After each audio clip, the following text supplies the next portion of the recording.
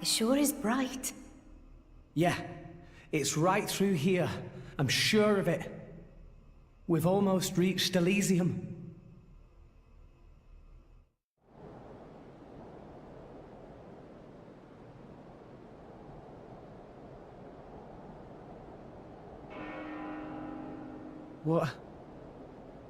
What is this place? No.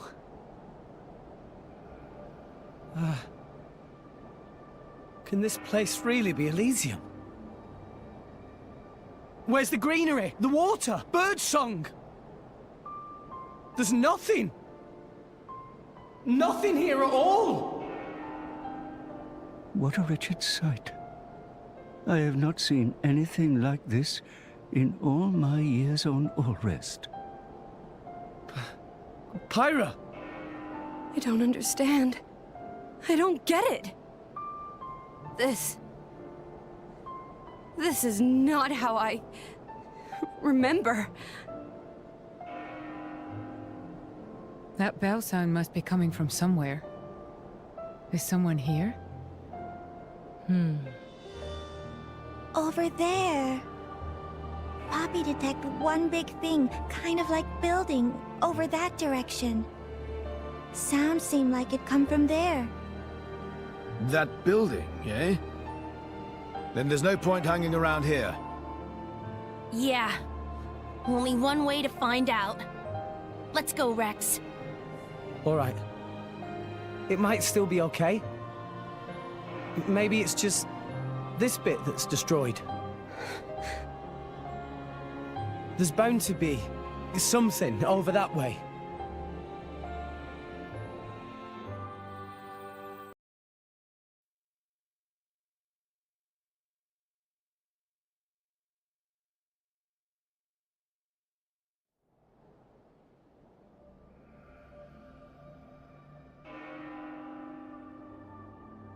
This place looks like it was once a city, and quite an old one at that.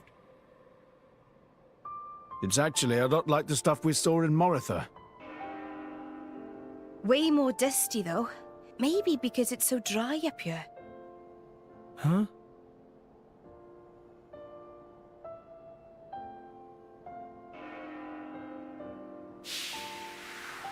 It seems to have been a child's vehicle. Right.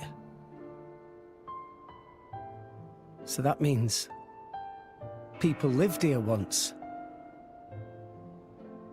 It must have been a grand old city.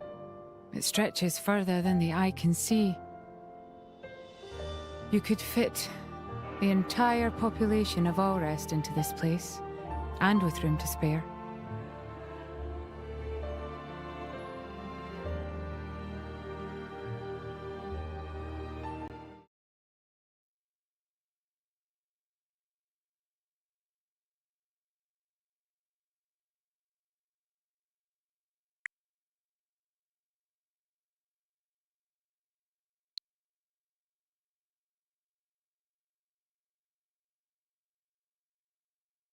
What's shaking? All right. Sound check Hello, on test, one. test. I on 2, and just waiting for 3. Pretty sure we're all. Yep, and that's 4 for 4 of us on tonight. Hello, everybody. Andrew Maltani, Matt Metzgen, David Mansfield, and Proxy Hax. We'd like to welcome you guys to what is hopefully our final presentation of Metroid Prime No Way Home. That's a nice title to it.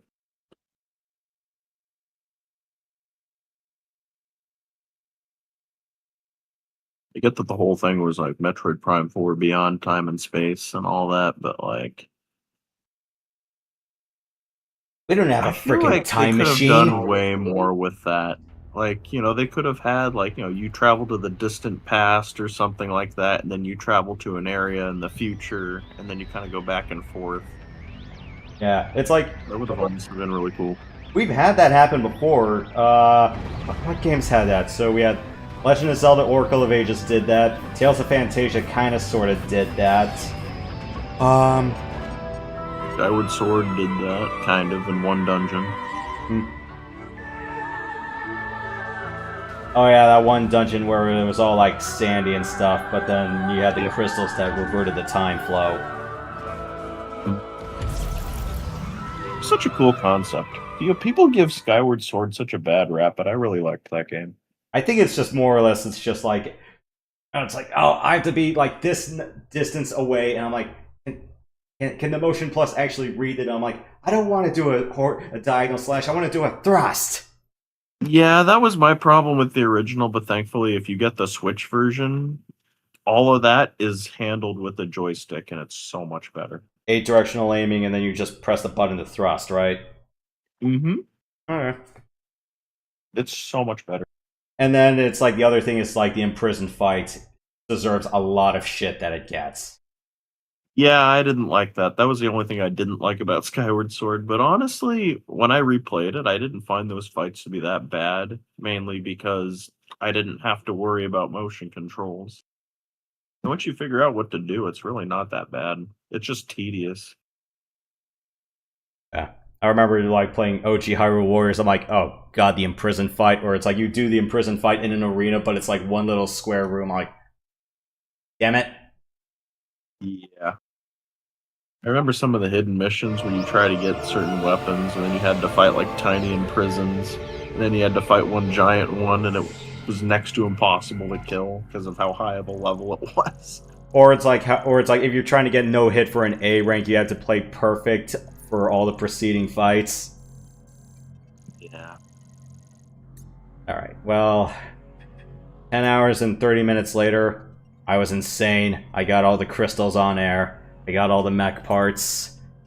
Got everything except the endgame. You got scans. all the crystals? Okay, I know I missed the last one, but I'm amazed that you got all the crystals. You really didn't have to do that. I did that all on air, and believe me, it's like I had a lot of other music because I'm like, I am not listening to the stupid Soul Valley ambience theme the whole time. It's like, okay, I got a bunch of other songs from some other games. It's like, and I am going to listen to all of these tracks when all is said and done. I had enough music to fill in the whole void.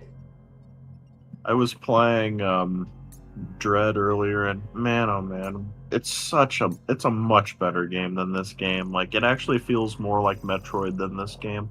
There's an atmosphere behind it, and there's a sense of progression. Yep. And there's no annoying, hey Samus, did you know that grass is green? That's very fascinating to me. Or it's like, it's like you can fast forward through all of Adam's dialogue in Fusion and in Dread. I'm like, okay, good. I can just hold down the button and you can just shut up. Or yeah, there should have been just a skip dialogue option. And even then, like, Adam didn't just randomly contact you while you were playing. Like, he was only in certain spots, and he only told you what you needed to know for designated times, and then he just wouldn't bother you. You had to figure everything out on your own. Yeah.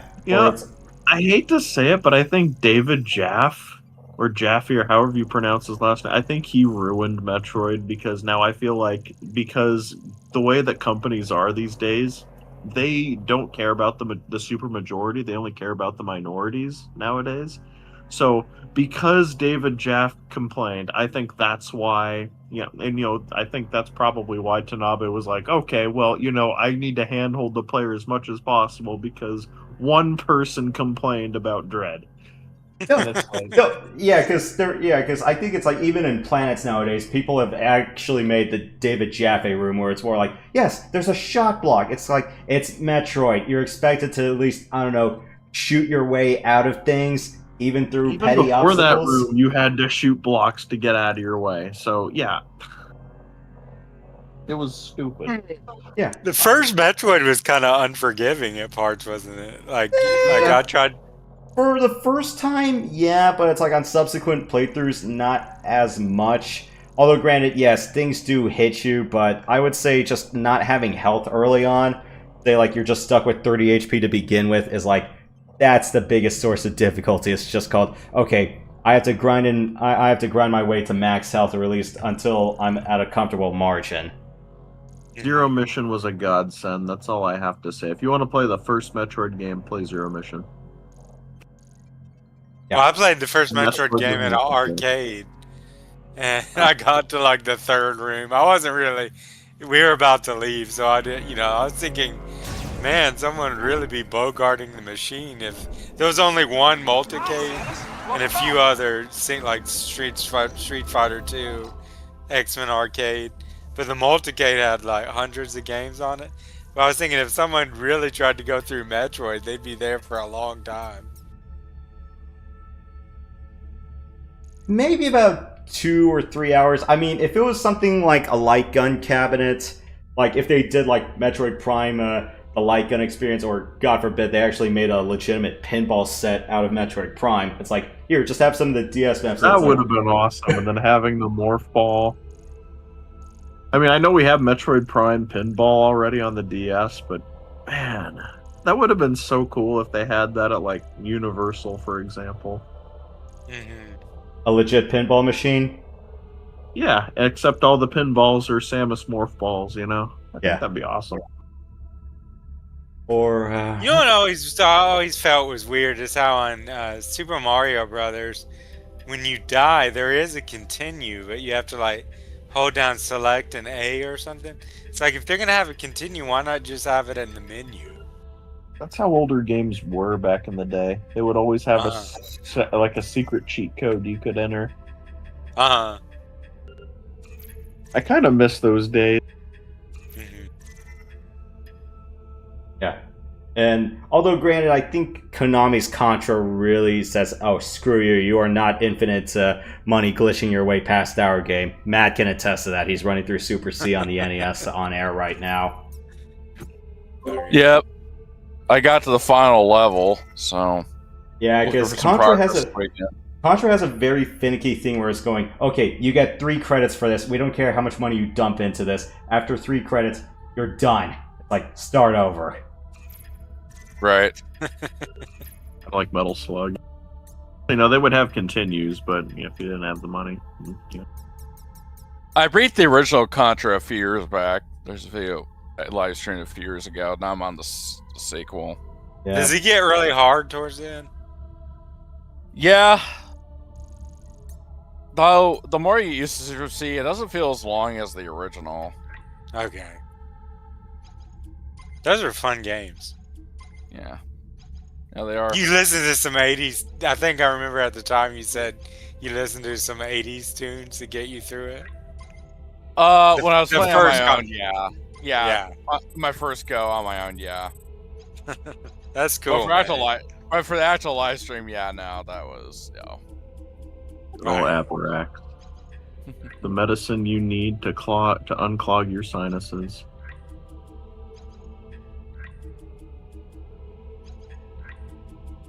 I was talking with someone yesterday, and we were saying, do you guys... I don't know if you get this reference. Do you guys remember how when you went... If you ever went into Walmart electronics section, where they would have just like value bins of games, you could get a like compilation of games, like hundreds of games. They weren't the best games, but and then sometimes you could find good games in there too for like $10 to $15. Yeah, you don't have that much anymore. Not, I guess where that's transferred. Well, I guess where that's transferred on the internet is like GOG, because you can get $4 games there. Yeah. Do they still have the old games at Game Store, or is it? Yeah, they had some like PS3 games and stuff. Oh, yeah. Some Xbox 360 games. Like, I haven't been in a GameStop for a long time. Isn't that the one where I think there was a meme where it said you could bring in a like 3-karat gold watch and they'd still give you $10? That would not surprise me. It's an exaggeration, of course, but no, but that's literally what GameStop will do. Like you'll have this collector's edition thing. It's like worth like $100-something, and they're like, no, you'll give you $10 back for it. It's like, well, it's like go to eBay at that point. Hey, exactly. Webster. Or you could go to like an arcade place that has games where they know the retail value of prices of old games. And like, for example, there's this place called Lost Levels. It's in multiple locations, but they had an original copy of Prime 2, and it was like $99. And I'm just like, man, I'm glad I didn't get rid of my original copy of Prime 2. Yeah, I know. I'm sort of disappointed with my PlayStation because I've been having a lot of fun playing it, but the controller is starting to not work now. It's old equipment. It's not like a reprint. So I'm probably going to, I guess it was just an old controller too. I forgot that it made me remember. This is why it's sort of nice to switch to computer. Not that equipment can't mess up there, but you can usually still play a game because you still have the keyboard. I can tell that Yoshi is waiting for us to, because there's going to be a big cutscene and whatnot. Okay, no problem. Yeah. You can always tell us. Oh, does Miles say something when I'm 5 feet away from him? Come back to base camp when you're ready. He did, initially. Alright, we're ready to go home. It's finally time to go home. Report to Sarge when you're ready. I'm ready to go home. Go ahead and let Sergeant Duke know. Mark 99 mech is ready for launch. Go ahead and let Sergeant Duke know. Well, you guys are all here. Like, why don't you guys all spread out and give him some breathing room? It's like you all don't have to wait at the briefing table. All right, you've secured the memory fruit. We can leave for Chrono Tower as soon as you give the order, Samus. You ready? Yes. Once we leave, there's no turning back. If there's anything you need, There's no turning back after this. Now is the time. I 100%ed the whole damn game already, so... All right, listen up.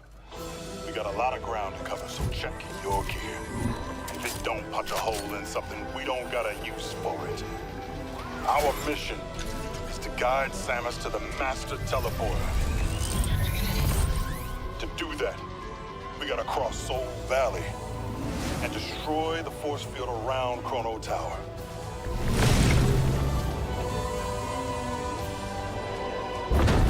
At least it's not like the wagon escort mission in Twilight Princess.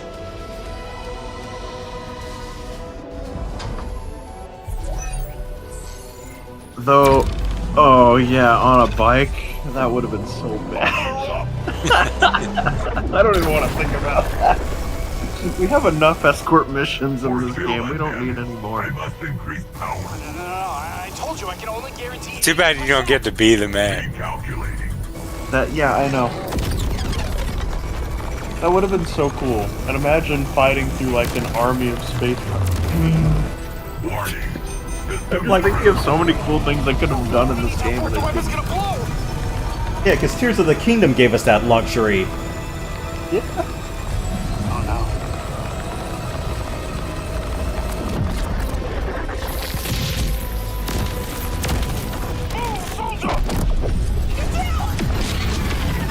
You know what's really dumb about this tower is there's not really much in that tower. They could have converted the tower into something else. I was gonna say, if you played the original iteration of Ancient East Vanished, then you could have made it like Darn Tower, where it's like, a final dungeon of sorts. Force field destroyed. And there could have been pirates in there. I get it. It makes no sense that, there weren't any pirate survivors. There had to have been some, it's like... She did good. Okay, Miles. Or it's like you could have cut down the Griever repeats and then added some pirates. This is our moment. Yeah, exactly. Coming, Mac. All I can say is I'm so glad there wasn't a bike segment to the final boss, because if there was, oh my goodness, that would have been so annoying. Like a circular track and you had to frisbee like multiple points. Yeah.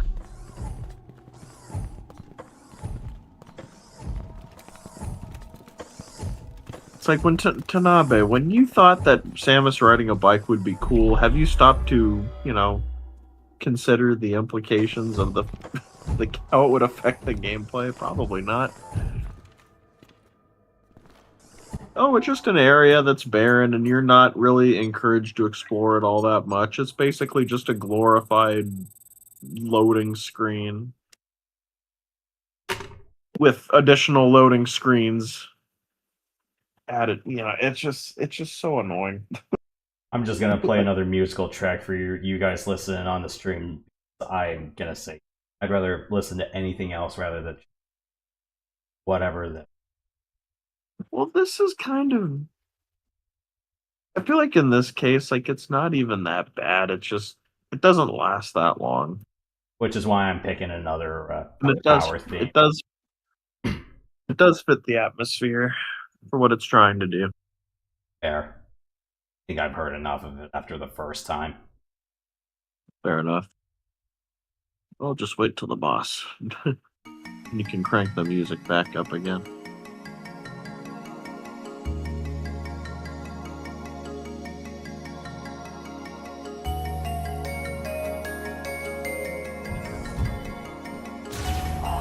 This place is so beautiful.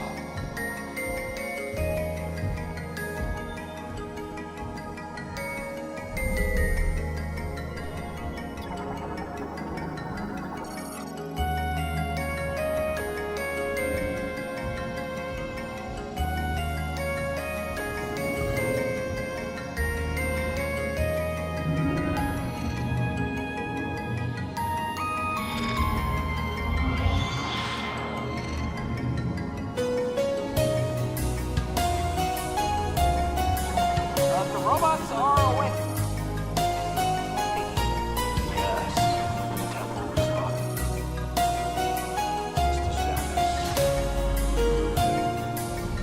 The chosen one.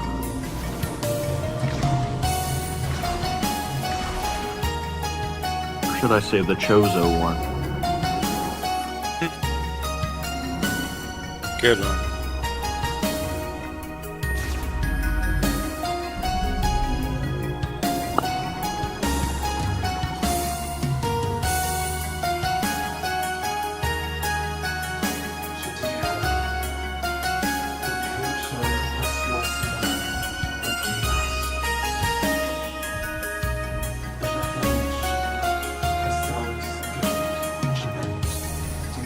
A lot of people had a theory that these things were Metroid Prime before Metroid Prime was a thing, and if you look at their heads, they look like it. So it's like, man, another missed opportunity. That could have been a really cool tie-in, especially if you're supposedly going to the past. Like, it took over this world, and then it decided to just bounce out and launch itself off into someplace else. Or imagine if this was like proto-phase. The green energy turned into phase on or something like that.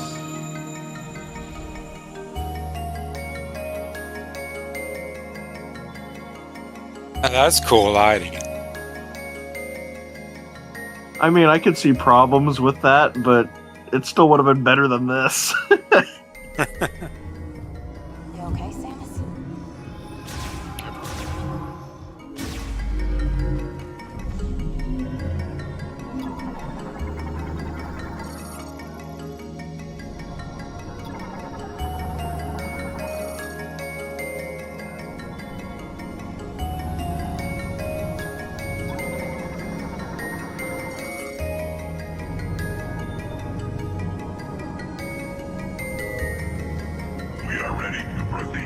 I think we've also classified that Metroid Prime is not really a Metroid. Want to try and get more intel by scanning? It's unfolding. The robots are the I think it's been confirmed in the lore that Metroid Prime is kind of its own thing.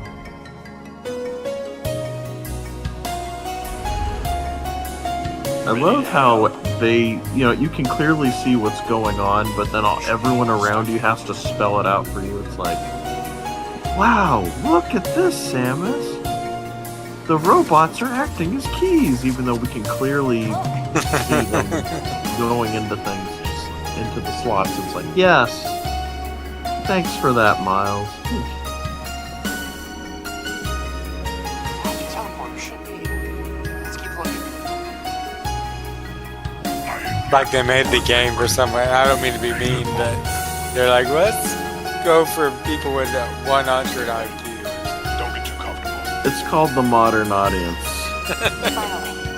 They might not really be 100 IQ, but the way they're so dumbed down and so used to it. Again, they're appealing to generations that have grown up on, technology like iPads and stuff like that, and unfortunately, a lot of people, especially in younger generations, have lost their ability to think critically. So as a result, games are now kind of geared toward people like that, and short attention spans and all that as well. So anything thought-provoking, it's like, no.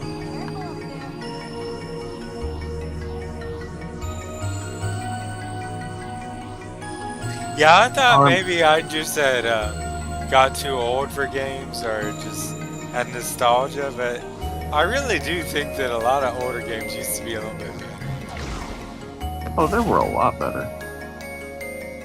At least they didn't treat them like playing idiots. a lot of older games, and I'm like, man, they don't make these games like this anymore. It's like same thing with movies.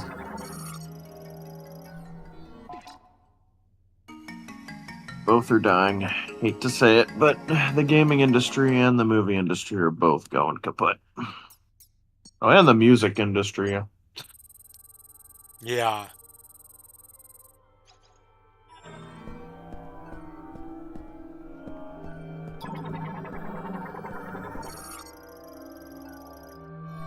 Yeah, I keep seeing. It just remind me. I saw. It was some while back. Maybe it was on Reddit or something. Someone was talking about how they had made an album to sound like '90s rave, and it's like, okay, but there's also plenty of '90s rave already. Could you do something original, maybe? No, seriously, or better yet, just instead of '90s rave or techno or dubstep or whatever. Even though some techno's okay, it's very niche for me. I'm very picky with techno. Right.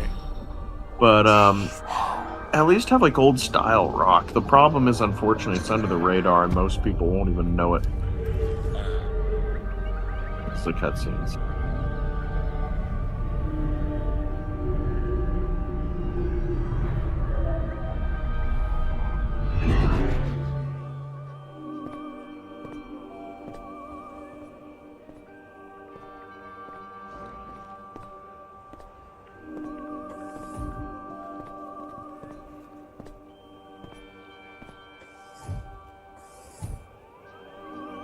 Gee, I wonder who's in that pod behind us. Right. People romanticize the '90s too much. I'm not saying there wasn't some cool stuff that came out in the '90s, but it's not a perfect era by any means. No era. No, but like 70s, 80s, and 90s were great. Early 2000s were fine too. Post 2010, okay. It wasn't until like 2015, 2016 when things really started going downhill. It's time to say goodbye to Furos. I mean, the music industry was already bad by 2010, but like movies and games were still good. And then 2020 was just, that was so stupid. I've said this before, but the only thing that was good about COVID for me was I got to see the YouTube version of certain festivals, like techno festivals in Detroit, that normally only happen in person. They broadcast them. So that was nice, but other than that, it just sucked.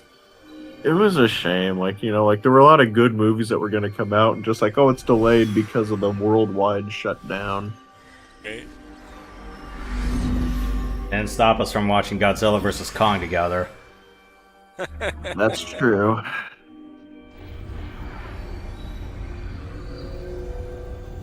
What happened was the license not right or something? I can't believe Well, every theater closed down, which is a shame. Oh, great. Cue crystal flashback.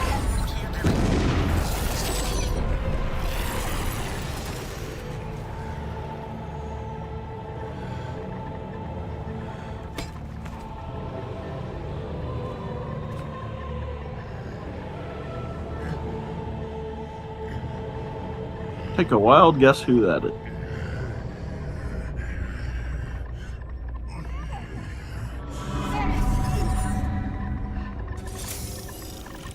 Yeah.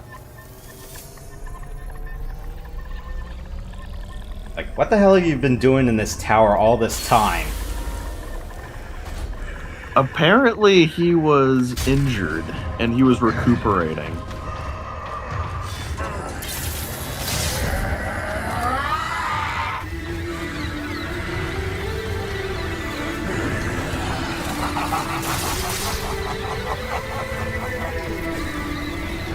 Samus! I've been waiting for this. For a second, he's gonna go. Hold on.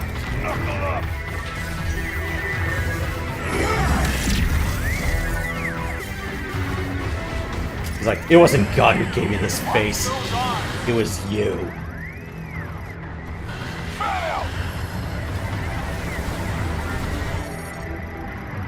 And you expect me to feel sorry for you?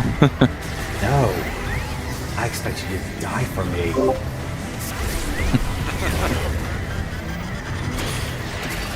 By the way, you can use psychic power bombs and completely erase those arms really quickly. Ah, alright. Good to know.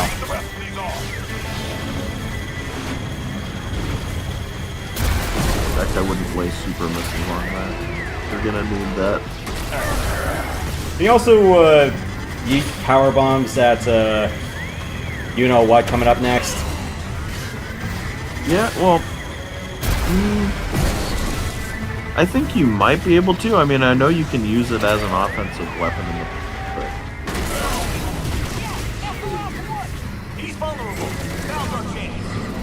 but yeah, you can do that with the Was he a pirate? No, he's something else. He used to be a human and he got trained.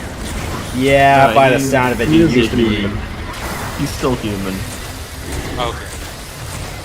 But yeah, I think around now is when I would use the psychic power bomb, because at this point you could delete all three of those things really quickly. Get off me. So was he always bad, or did he turn good? Sorry. Well, we know next to nothing about him, and we were kind of waiting 18 years to kind of get more info based off of, you know, Prime Hunters, and then we found out later at the end of Prime 3 that Silence was following Samus around. But we didn't know why, we didn't understand why he held a grudge. And then we thought we would get answers with this game, but, yeah, we didn't. She stood him up on a date or something, right? You'll have to wait and see, but yeah, the reason is almost as petty as that. I was just joking around.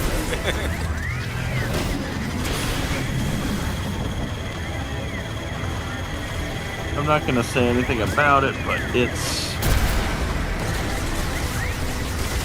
And then, you know, based off of what I read in the review... Yeah, that, or the interview, I should say. Yeah, it just further cemented it. It's like, yeah, I know that fans have been waiting for this game for like so long, but yeah, I want to leave the ending ambiguous. And I'm like, yeah, you gave us nothing. Absolutely nothing.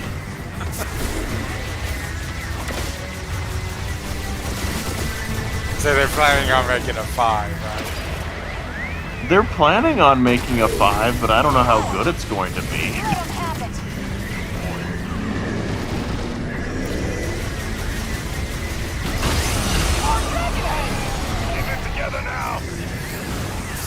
remember how in A New Hope, when Luke destroys the Death Star, and then you see Vader spiring away and then fights and he gets away? But George Lucas has said that when he first made the movie, he wasn't intending to make sequels. But then why would he have Vader get away with it? He has all the merchandise money. I've heard two stories. I've heard to make a sequel, but thankfully he had a team where they were like, you know, where they kind of kept George in check.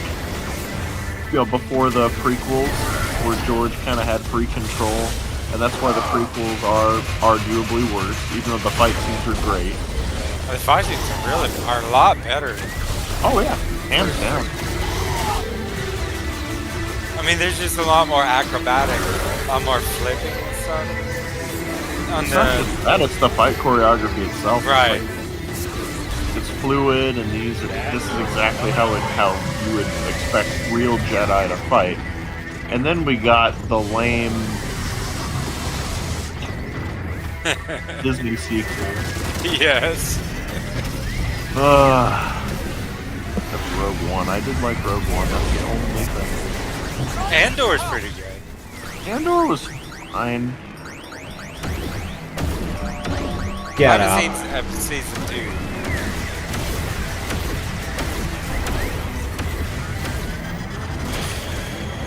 And then there's this one show where, you know, they're a bunch of kids. It's a bunch of kids. I forget what it's called.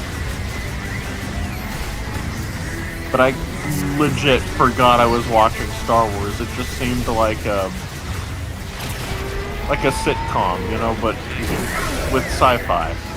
That's weird. And then they got marooned in a pirate ship. I mean, from what I've seen, it didn't seem that bad. Like, it wasn't cringy. It was somewhat enjoyable, but, like, it didn't feel like Star Wars to me. Like, at all. The holiday special? No.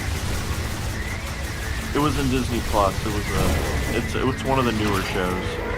Is there a cartoon or? No, it's live action.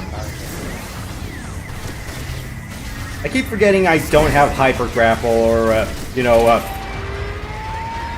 the purple grapple thing Gandreda had. Right. I keep pulling back on the stick just as a force of habit.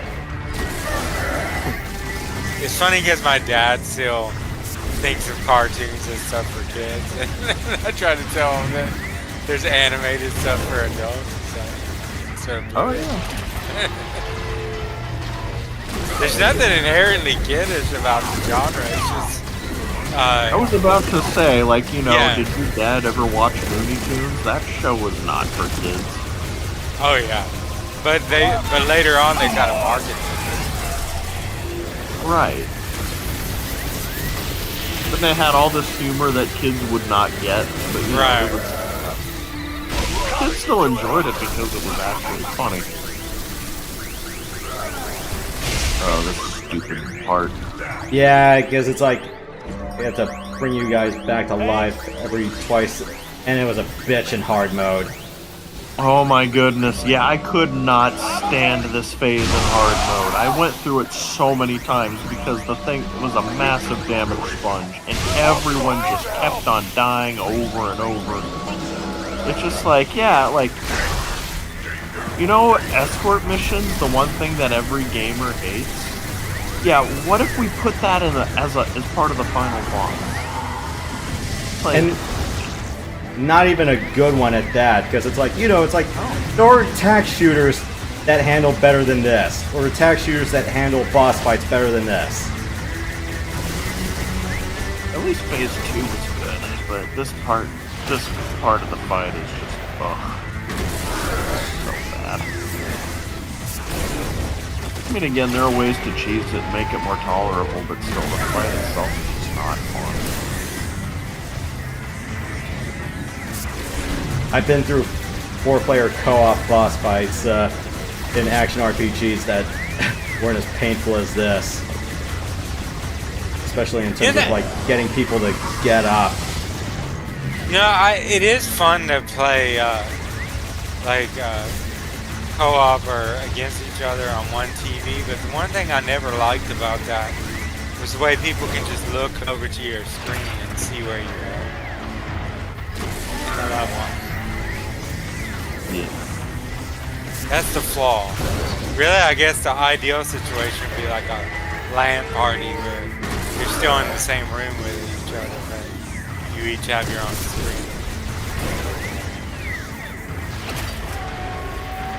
Of course, computers are expensive. I guess depending on what tier, it depends on what tier of computers. Like if you're gonna play retro games, that's one thing. Right, but if you're gonna play something like modern, then yeah, you're gonna be buying like forking over at least $1,000 for a decent PC. I paid $1,500. I rest my case. It's lasted pretty long. I tried to de-dust it. You know, it doesn't seem like you really need to remember how you used to always have to defrag? Defragging mechanical drives? You idiots. You don't think I don't know, for fuck's sake. 3 at once. Oh my god. Cue Silex's ending laugh. Christ. Now you know why this fight blows chunks. I hate the first part of the fight. Like, oh god, it's like, oh right, I forgot to scan Silex. You know what pisses me off is how, with the whole Windows 11 thing, I have until October of security updates, and then I'm screwed. Like, of course, they're like, go buy a Windows 11 device. Sorry. Well, sorry. They're like, go buy a Windows 11 device, and it's like, you're making me do this. I have a perfectly functioning computer that you can just make updates with. But what do you expect from ours? I know.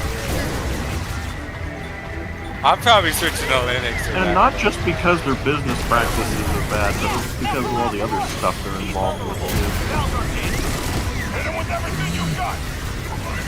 If I have to, I'm switching to Linux.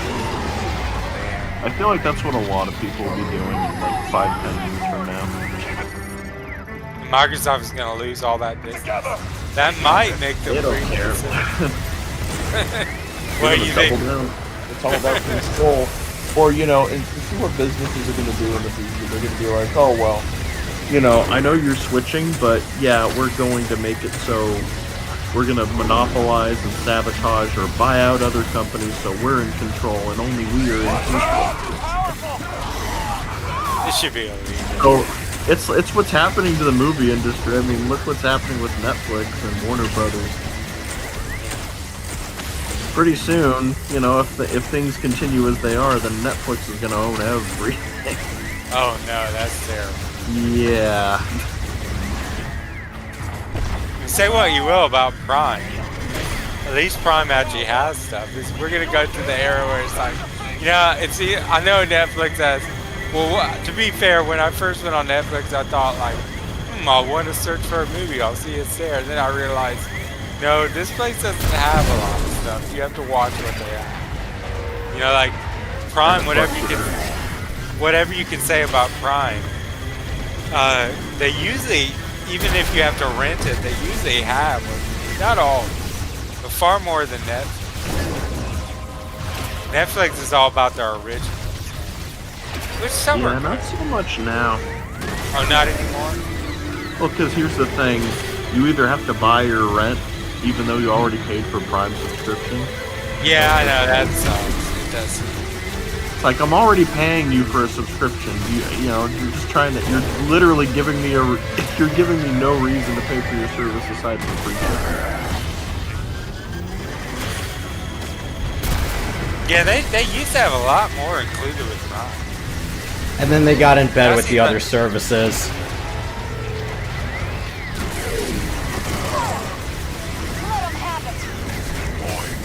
It does make me kind of just want to go back to Rabbit. get as much physical media as you can. You don't have to go on these streaming services.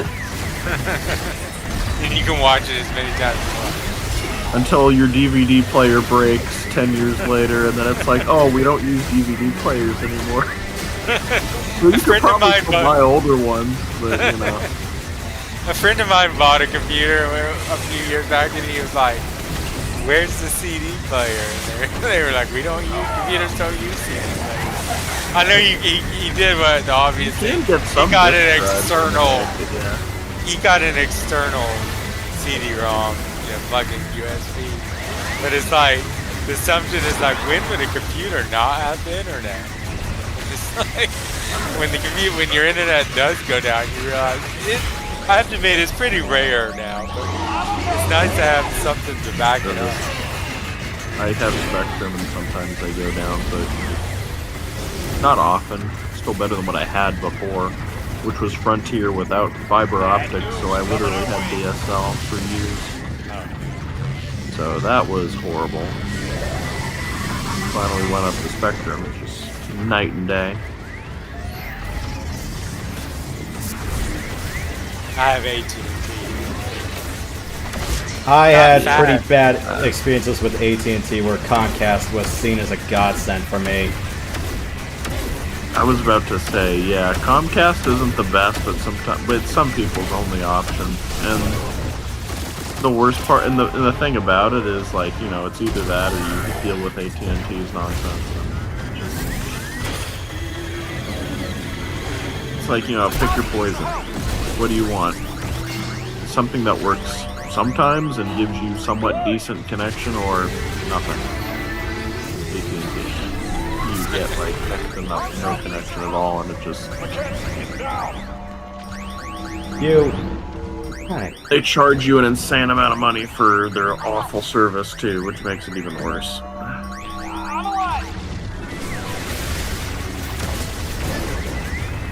I remember when AT&T was high up there as like one of the big three, and now it's just so. I mean, it's always been bad though. But we used to have Xfinity. Now that was nice. It's a little bit too expensive. Remember Singular? They got bought out by AT&T, but yeah. Yeah. I just remember watching older advertisements, and when phones were brand new, like the flip phones, like your Singular phone. Introducing the new BlackBerry.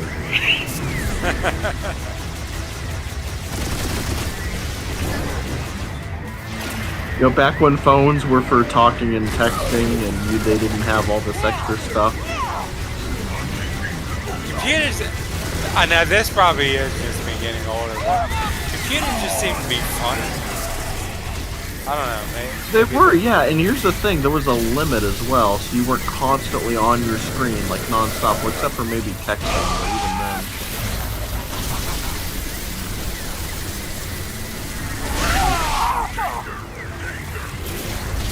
It's just crazy. Yeah, I think this part of the fight is the power bomb part of the fight.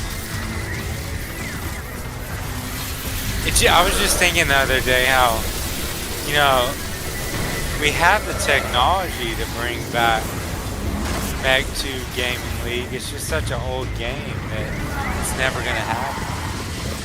But like back then, man, on Kali, there was just so many people on the server. Like even if you didn't want to play an official clan battle or league battle, you could go into the IPX network of the server. There'd just be lurkers there just wanting to play free. Also, Yoshi, when you do power bombs, the guy needs Silex needs to be stationary in order to work for it to work properly. Otherwise, you'll only take out like one tentacle. So yeah, Silex kind of needs to be in one spot. Did you ever play any League play Prime?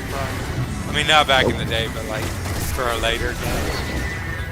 No, I mean the most I did was like playing clans for like Mario Kart or something like that. Oh, okay. That's pretty much it. You would have loved it. It's so fun. So many. Yeah, I know. If I was born a lot earlier. Yeah. It's never coming back, man. That era is gone. For Meg 2, I mean. Although sometimes I have to wonder, are we the only ones playing it? Like, surely in the Japanese world or Korean world, there's people playing. No, I think They're we're all the about only to. ones. You really think so? Yeah. Though there were times where I went on Mech 2 randomly, and then I saw a couple of people playing, and I was like, wait, people are actually playing this game? And they weren't even on the server, apparently. Because I was asking around, I was like, hey, do you guys recognize these people? It was like, oh. I was playing with Violet Maze. Okay, he's good. And he was saying, oh yeah, I've seen those people, but they're not on the server. And I'm like, no way. These are random? That's crazy. Such a fun game. Yeah. They messed up on MechWarrior 5. It's like, I get that it's realistic, but that's dumb, no realistic thing. How realistic are mechs in the first place? I mean, in like 3000 AD or whenever, they're probably going to be, I mean, you used to say how it would be, but I would assume it'd be like modular tank kind of things that could fly off. Or maybe even real sophisticated things like nanos. So it's not realistic anyway. Kind of tanked after, the game franchise tanked after 4. I mean, I get it's okay. Board game. Also, Yoshi, you can use the control beam and stop this attack. But you probably don't care. Nah, this is like the freaking Meta Ridley Shaft fight, so... Yeah. Just you and me, Samus. 4 had his pluses, I have to say. He wasn't a terrible game. He was a little bit too Compared easy. to 3, it was a downgrade, in my opinion. Oh, okay. I played through 3 once. Played a little multiplayer. I didn't like it as much as 2. Had better graphics. Well, then again, 3 almost felt like you were actually driving a vehicle. 4, I was disappointed that the presentation did. Go on, Yoshi. No, I meant 3 had better graphics. Right. What were you saying, Yoshi?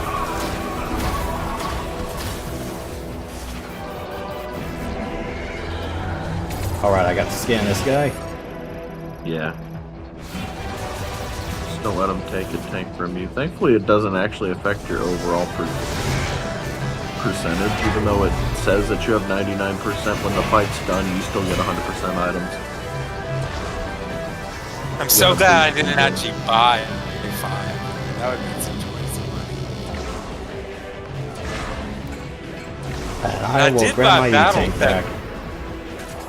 Do you guys know what's up with BattleTech? I mean, I can understand the fun of playing the actual tabletop game, but the computer game, like, it just seemed random to me, like, based on chance. I mean, that's pretty not big. Shoot Silas in the face until he dies. Funnily enough, I'm not big into log time. Rack up damage just by shooting repeatedly.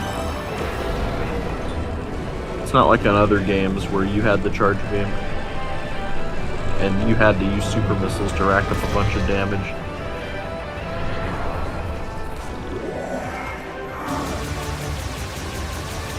Oh my goodness. Oh yeah, that's right. You have motion control, so that attack is really annoying to do. Yeah. Yeah. If you play it with just the controller, it's not as bad. Yeah, just using the right stick to aim. But yeah, no, with motion controls it's horrible. The floor reminds me of the Rings of Saturn.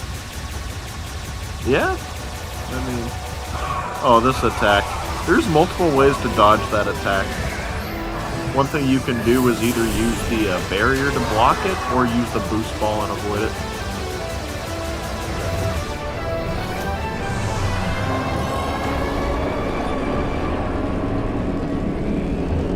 Yeah, this is the best part of the fight. Is this another dimension you like? Kind of.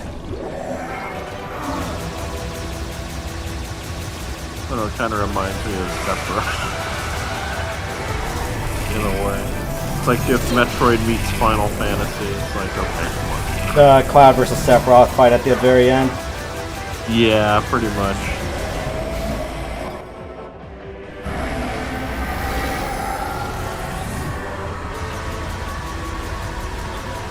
Yeah, boost ball off of that. Or do that. That works too. I remember on hard mode that attack did so much damage. I was like, then I found out, oh, I could just boost ball. That's no problem.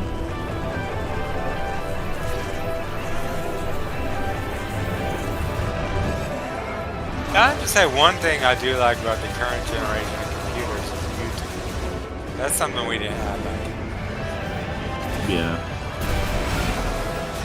Ah, here comes Lockjaw.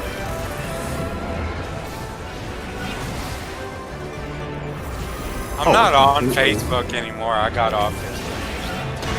Yeah, I'm not on most social media anymore either. I just don't care about it. I use Instagram for. Oh, I bond them to death. That's just sad. Yes! Nice.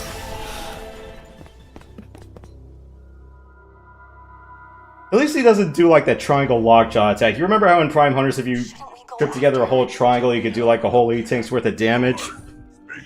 Right. Great. What now? Here we go. Let me guess, he's coming back on the next game, right? That's what they say, but you just wait and see. I knew you'd come back. Never doubted you for a second, boss. Glad to have you with us. Samus, does that mean Silex is good? Ready to go home? We'll be right behind. And I know that we wanted Samus to not really talk, but it's just so awkward that she doesn't say a word. I know, I wondered about that. Yeah, it's like at least don't make her so chatty, but like give her like a few lines of dialogue worried, to talk to but- these people. You're here. Or a couple of gestures. I knew you could do it. Never Oh, that's all she had were gestures. Because the thing is, though, it's like, if you've played, like, Half-Life, it's more like, you know, it's like, you expect people to do dialogue where it's like, okay, you don't have to talk, but it's like, let everyone else carry the dialogue. Unfortunately, I think this script was a little bit too stupid to even utilize that properly. It's like, you do realize that it's like, yes, you're playing with a mostly silent protagonist. It's like, write the dialogue with that in mind. Yeah. Or better yet, just don't have full-blown conversations. You did well, Samus. But again, I don't mind Samus talking, just don't pull another M. That's all I can. But they were trying to play it safe because of other M. Yeah, because they went the wrong direction, thinking it's like, oh, we can copy Metal Gear Solid this way, and then they flipped the other way. It's like, guys, you're not freaking Kojimbo. Stop it. And even then, it's like there was at least some semblance of gameplay, not treating the audience like idiots, and you know, letting them figure things out for themselves, and you know, some nice quick-witted dialogue to match with it. This is not that.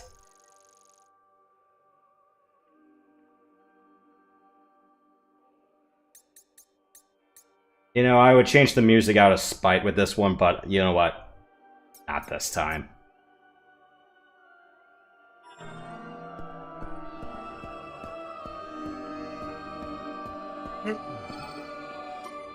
Christ, I'd rather be playing Republic Commander than this right now. Maybe if I, It's a good thing it's almost over. Oh my goodness. Miles like, hey, maybe if I, like, for someone who's supposed to be so smart, how have you not figured out that only Samus can do this? Wait, is that Heroes? Yeah, it's like, I don't need you holding my hand. A hand that, you know, I don't need to give you, by the way. That must be Tanamar. Home sweet Or a hand that I didn't ask for. Sure. Well, we're gonna find out.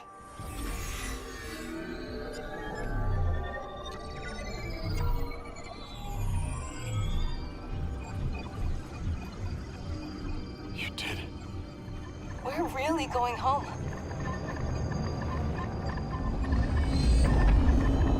No, Snake! It's not over yet! Please, let me be useful to you. It's like, you're not. Stop.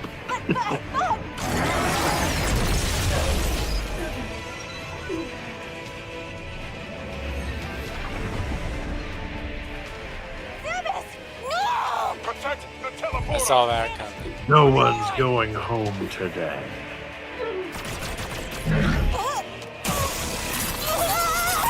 Which is kind of crazy because he should have at least said that. I got you. That would have been a pretty fun line, like, you know, like, no one's going home today. No one except me, you know. It's like, this gate is mine.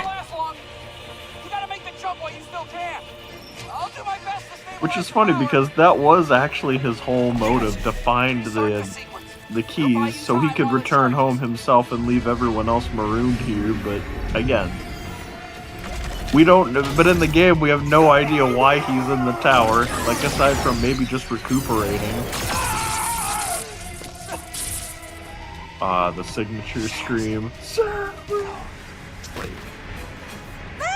The fact that he's that angry with the Federation and Samus, and just, again, once you see the secret ending, you'll know. Or it's like if I'm willing to do the boss fight all over again. Why would you do the boss fight all over again? You don't need to. Tell me it just resets from this part. Oh, oh, yeah, I'm delayed. Yeah. Yeah, if you don't... If you don't interact with that, then yeah, you will have to do phase 2 of the fight all over again. Or I'm like, you already have a Which is weird checkpoint because they system. give you an Just do it till illusion of after the choice. fight. I'm like, I don't want to redo this for the part where it's like it explodes and we're all stranded. You know, this scene right here, like, I what I wasn't feeling was sorrow. I was actually laughing because I kind of pictured the robot taking off his faceplate. Oh god, it would be like freaking RoboCop 2. I was thinking that too, honestly. Like, I could imagine the robot just looking around and just rips off his face.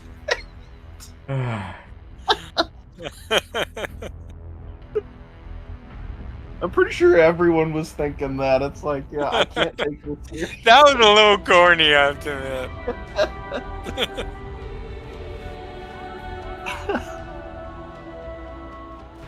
So if you didn't press that, you have to fight again? Yep. Part 2, thankfully, not the whole fight. Because if you had to do part 1 again... So this was the short ending, right? If you no, do this that. is the ending. The true ending. This is all you get. Yeah, pretty much. Yeah, because to your point about dialogue, it's like, if you played Golden Sun for the original Game Boy Advance, you know, it's like, your protagonist is silent. You know, he still gestures and stuff. But everyone else does the talking. It's like, do it like that.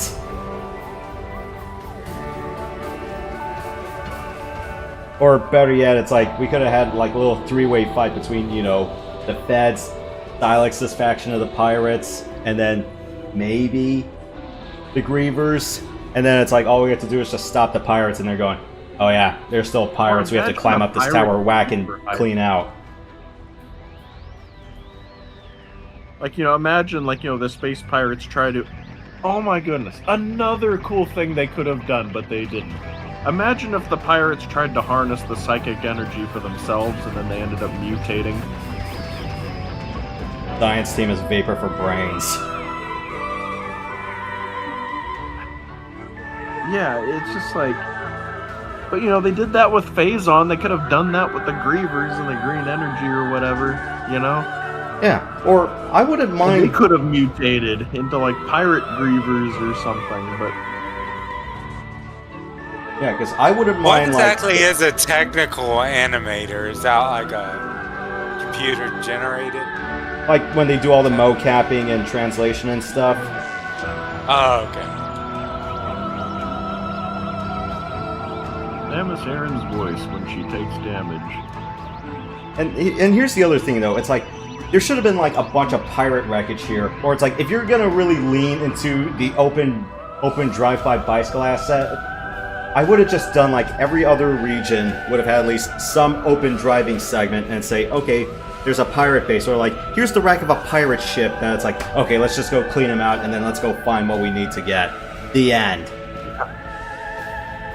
But the thing is, Tanabe didn't want to do that because, we don't want you to really explore the desert all that much. We don't want to distract you with too many cool things. So it's just going to be a glorified loading screen, basically. Some of the art in this is pretty cool, though, I have to say. Like The art in this game is great. The art direction is fantastic in this game. Visually, it's a really good-looking game. That seems to be where a lot of games are doing now. They look great visually, but there's just not much substance to it. The gameplay's shallow, or there's something else behind it. Kind of like the Western theme of the credits a little bit, but. Or, it's like, I wouldn't mind being able to, knock off other pirate harassers or the like. It's like, hey, it's like, remember Tatooine when the Sand People could actually shoot a pod racer going at 750 kilometers an hour? Yeah. That was the cool part. Now, I have to say, the more I watch Phantom Menace, the better movie I realize it really is. Or imagine if we had to knock off Weevil Swoop Gang off every once in a while. It's just really funny to me how, everyone was bashing the prequels, and, even though I will admit they're not as good as the original trilogy, they were still good and still enjoyable to watch. But now, after everything that's going on with Disney, now all of a sudden, everyone's saying, maybe the prequels weren't so bad after all. It's like, yeah, it took this to get you guys to realize that, but yeah. They couldn't think of anything out after the second sequel. It's like, yeah, I'll just bring Palpatine back. It's like, that's dumb, guys. Somehow Palpatine returned. Yeah, because it's like JJ left like a whole template saying, okay, just follow my notes and you'll be fine. It's like, no, I don't need to do that. And it's like, great, now I gotta salvage this mess, and even then it's not gonna be guaranteed to be good. They didn't even want to follow the original script, which, by the way, they had, but they're like, nah, we don't want to do it. We want to do our own thing. It's like, way to waste Andy Serkis, people.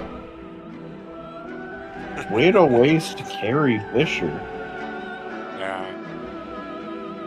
Didn't she die on the second? Not on it, but... She died on the plane back because I remember she was the week before when she had... when her health deteriorated on the plane ride home. She was on the Graham Norton show the week before. Right. They found cocaine she had passed before the filming, which, by the way, the right before The Last Jedi came out, but they had done scenes for the Rise of Skywalker, and apparently those were all deleted scenes. But they had already filmed them, so they just brought them back and put them in the movie. That just goes to show how big of a mess that last movie was.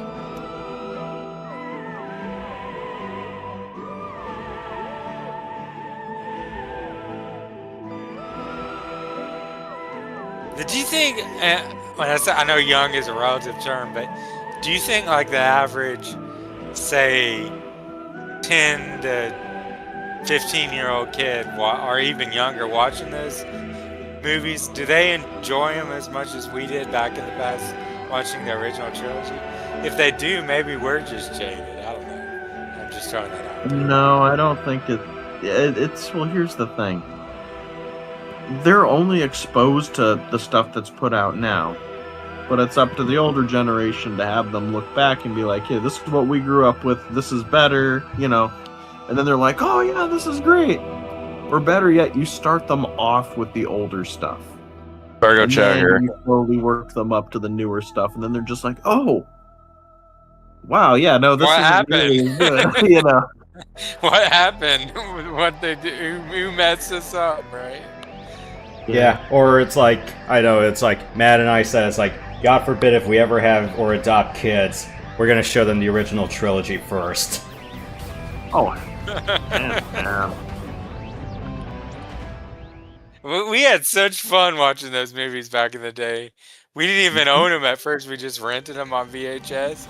I think we watched Return of the Jedi like 2 times in like a week For me, it period. was Empire Strikes Back. I watched that movie so many times. Also, yeah, okay, so here's the ending post-credits, like, you know, for like 100%.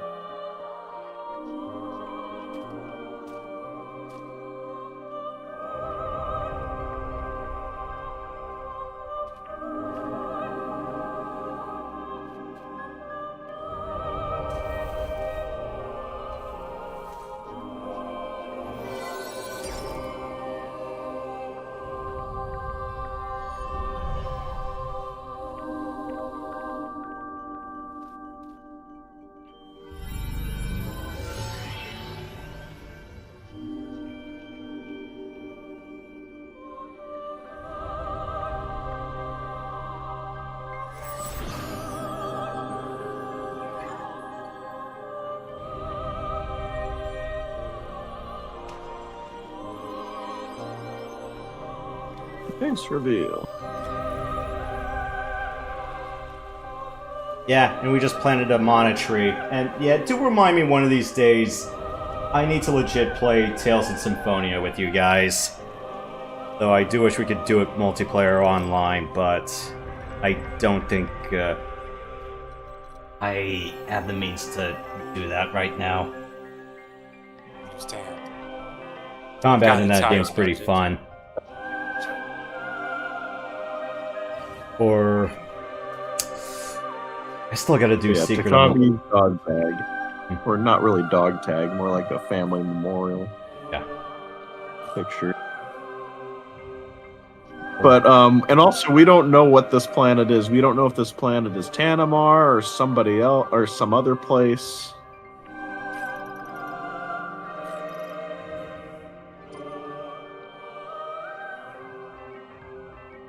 But yeah, evidently we preserved the memory of the Lemorn, which was the whole goal. Like, the race was already extinct. We're not actually saving a race. Or what's another game that involves a tree of mana? Well, I'm not gonna do Final Fantasy Adventure. That game kind of breaks me down a lot. Maybe Secret of Mana, because I will tell you that is we're one not of watching the. Yeah. One of the Don't forget about the ending for that you get when we beat hard mode. All right, that was also on the gallery, wasn't it? Damn it. We gotta show event why Silex hates Samus and the Federation so much. Please tell me it's in the gallery. It is in the gallery. Alright. Oh, Yoshi, one thing, sorry to interrupt, but one thing I wanted to mention is the Final Fantasy game that I got on PlayStation is 7. Final Fantasy 7. Then I'm not going to be able to help you with that, because I have not played the PS1 installments. Yeah, here's the I would concept. play it if my controller worked. I want to get back into it. It's hard, man. At the very beginning, you have a time limit where you have to make your way out of this lab. And there must be a button or something I'm supposed to press, because I went back to where I was supposed to go, but it won't let me go any further. But I haven't played. It's the fourth. It's the one below this one. Just give me a position, because I'm in the bottom 16 or the bottom 20. Number 5.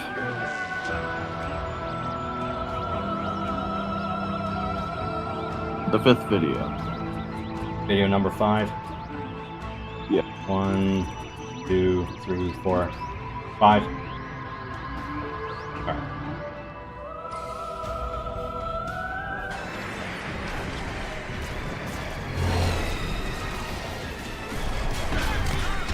Yeah, it's this one.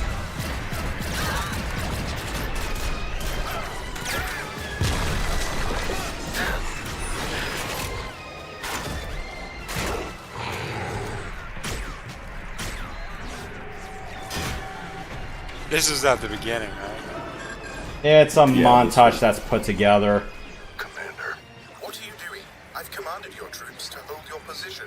I've confirmed the pirates' new weapon. If I can seize it, no. The clone I've dispatched troopers. Samus's team. Await their arrival. They and kind of join look like clone forces. troopers, yeah. Yes, sir. Orders.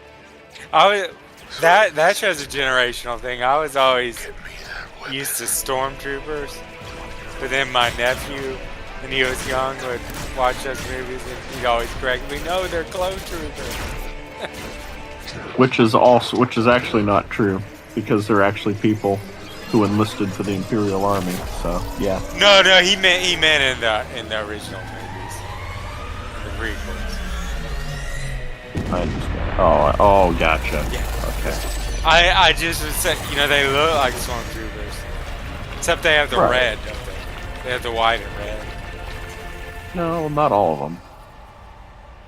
But some stormtroopers still had that, but then there was like the scout troopers and the snow troopers. I always thought the snow troopers looked cool. Yeah, those were nice. The original batch of clone troopers, or at least if you believe the classic Battlefront 2, the 501st consisted of some of the first stormtrooper brigade, and then Camino tried to do a little uprising, and then Boba Fett and company trashed all of Jango Fett's data. So yeah, eventually the stormtroopers were just rank and file guys. So yeah, this is why Silex hates Samus, by the way. She blew up the weapon he wanted. That's just petty. Yeah.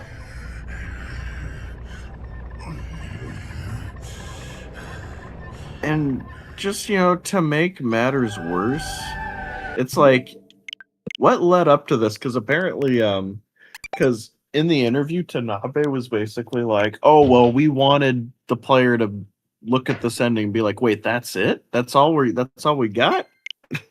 And then I will say, mission accomplished, because nobody knows anything about this ending. And in the past games, they were supposed to be sequel baiting. Not in this case. Like, we know next to nothing about the sequel. Except, they confirmed in an interview that Silex did survive that whole encounter, and those soldiers are probably all dead. So, this is supposed to be like the Silex saga, I'm guessing. Like, that's kind of what that's what they were saying. But now that Tanabe retired, I don't know how they're going to continue on with that, so. I just think it's going to be a huge mess, because you're going to have multiple writers with competing ideas, and it's just going to be Star Wars sequel trilogy all over again. Which is sad, because Metroid does not need that. We just got Metroid back after like a 10-year-long hiatus, basically. If someone had all 9, like the prequels, the original, and the sequels, I'd be like, take the last 3, put them in the garbage can, then you're good. Yeah. It's just sad, though. It's just like, after Other M's disaster, then we got Federation Force, which was also a Metroid Prime game, which nobody wanted because it was a spin-off after years of waiting for a Metroid game. Then we got Samus Returns, which was great. At the expense of AM2R. But a lot of people hated that because of what happened with AM2R. Yeah, because Mercury and then Steam we got wanted Dread, which was amazing. Yeah, because Mercury Steam wanted to do Fusion, but then AM2R happened and he said, do Returns. Because it desperately did need a remake, in my opinion. I mean, it was still a good game for what it was, but it could have definitely used a facelift, and it got it. And it was great. And then Dread just kind of perfected the formula, and Dread is probably one of my favorite Metroid games now. And then we got Prime Remastered, and based off of what we're seeing, I don't think we'll be getting a Prime 2 Remastered anytime soon, because even though this was allegedly false, there was a leak that Prime 2 was going to be on the GameCube for like the Nintendo Switch Online, which I really hope won't be the case, because it'll not only be locked behind a subscription, but we won't get a remastered version of it, which will be sad. But and a remaster of 2 would be pretty freaking dope.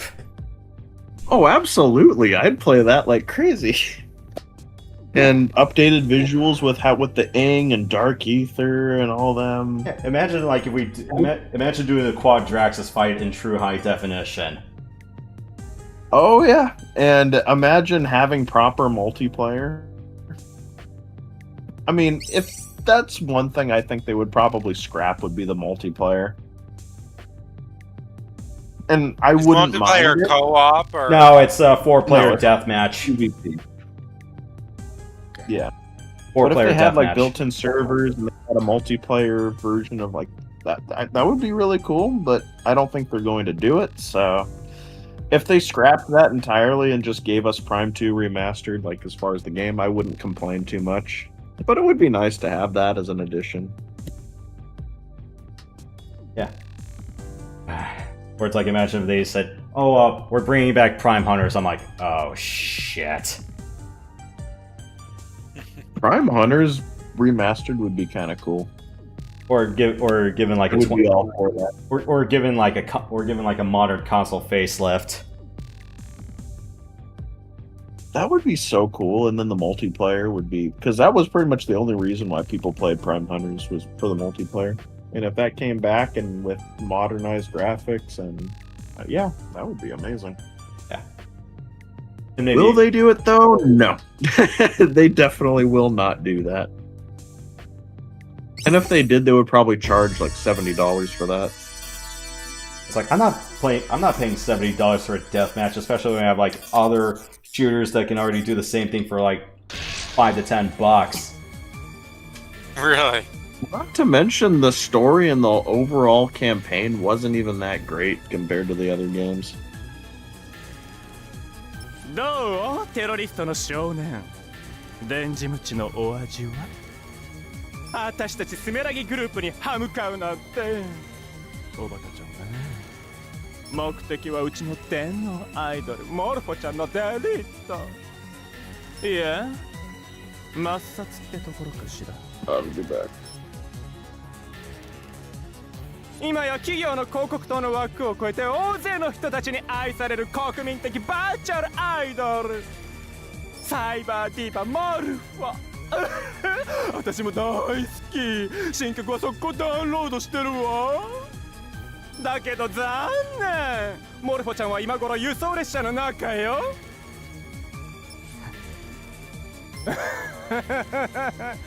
絶望したフェザーの目論見なんて全部お見通しってわけこれは尋問なんかじゃないのあなたみたいな可愛い子をいたぶりたかっただけつまりは趣味さあ少年いい声で泣いてプリーズそうかターゲットはもうここにはいないか無傷高圧電流を流した電磁ムチなのよなんで平然としていられるの僕に電撃は効かない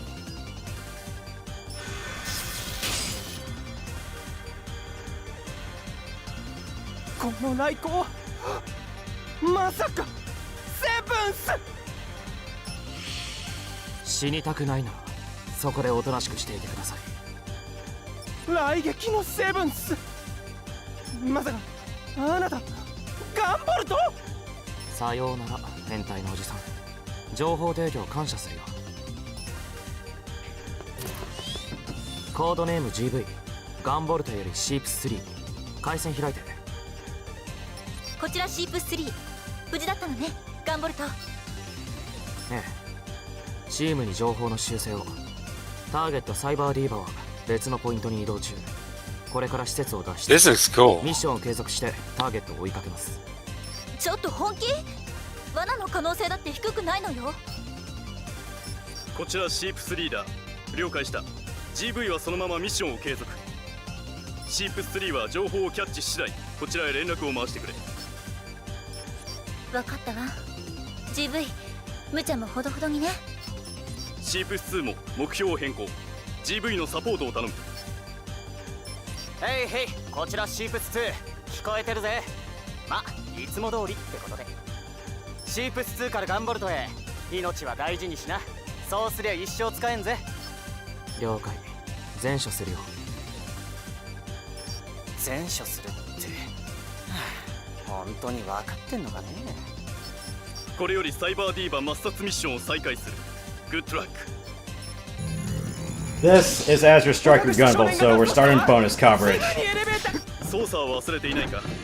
今のうちに確認しておくといい。B ボタンでジャンプ。雷撃輪を使っていないときは敵の攻撃を自動回避する。カゲロウが発動する。体力に不安があるときは攻撃を止めろ。そうすればノーダメージだ。カゲロウといえど永久にダメージを無効化し続けるわけではない。能力を使えばその分。 Do you have psychic powers? Electric. 送電を止められたのか。 Alright, so it's not a regular shooter, I'll explain more. エレベーターは動きそうだが、まずは装置にショットを当ててロックオンしてからだ。雷撃輪で電気を送り込めばエレベーターを動かせるはず。 You shoot taser bolts, and then you deploy an electric field to shock enemies to deal damage. Oh, what your boys up to? Bonus coverage. Oh, okay, post show, okay. What'd you have for dinner, Matt? I have a tuna dish. Oh, nice.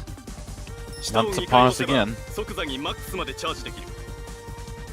ただし EP がゼロ。オーバーヒート状態の時は EP が自然回復しきるまでチャージできなくなってしまう。注意しろ。EP エネルギーが減ってきた。 I got $10 off Domino's today for a half off deal. It's nice. With plain cheese or toppings or what? Veggie toppings. Like tomato, oh, okay, got it. Green peppers. Wish I had almost like what the Romans would have ate. Yeah. Except it would not have tomato sauce. Oh, what? Yeah. I don't know. So the Romans, did they have pasta and stuff, or did it stop not yet? Was that Pasta was when Marco Polo got the new recipe. So. Yeah. Yeah. That's crazy because you think of Italian food, at least me, the first things I think of is pasta and pizza. And the tomatoes were from America, so. Okay. And potatoes too. Yeah. Do you like eggplant? Do you like eggplant parmesan? Never tried it. Well, you should try that. Do you like parmesan at all? I would call myself the biggest fan. But I don't. I with a little bit of it, I can have it. Well, it has quite a lot, so you might not like it. But the eggplant. What's your favorite Italian? Big chicken ricotta. I like shrimp scampi. You ever tried that? I love shrimp, but I never tried shrimp scampi. That's good when that's done right with the garlic butter. I just thought more of a. Seems like more of a fancy kind of thing. Yeah, it was the place I ate at was like trying to be fancy, but it wasn't super fancy. If you know what I mean? It was still a chain. Before a chain, like it was more fancy than all of them. Let's put it that way, but not like a 5-star restaurant. It's like a regional thing. Yeah, I think it's in the Atlanta area. It's pretty good.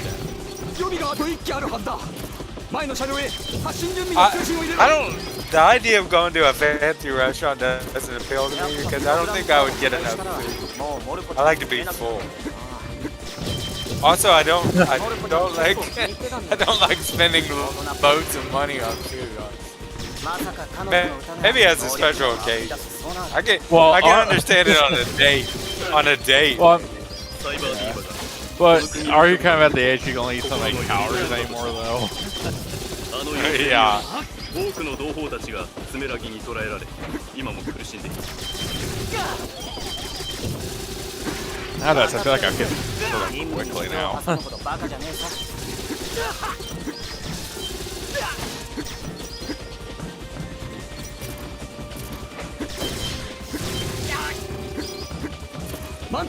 I'd rather go to Bojangles any day than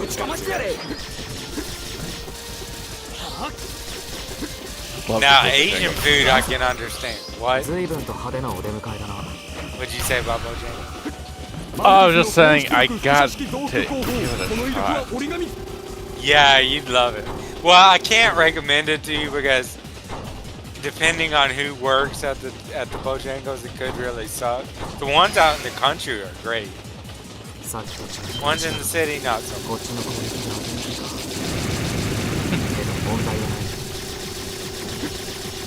It's like this one me and a friend went to some months back. We got served, but this other woman came in and she was waiting at the counter and they never came out to her to take her order. And I'm thinking, yeah, this Bojangles is not going to be here. Actually, customer service, huh? Yeah. And it is greasy, I'm not gonna lie. I can't attest for the chicken. The biscuits are awesome. Not as good as my grandma's. Oh, your grandma's had a chicken recipe, huh? Her biscuits.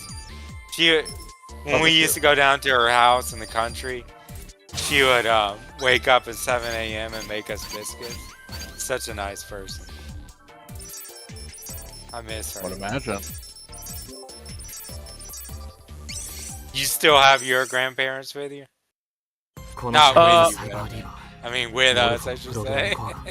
If you know what I mean. My grandpa on my dad's side's still around. Well, cherish that, man, because everyone's gone for me. I mean, of the grandparents. Yeah, you know. I know the day's gonna come.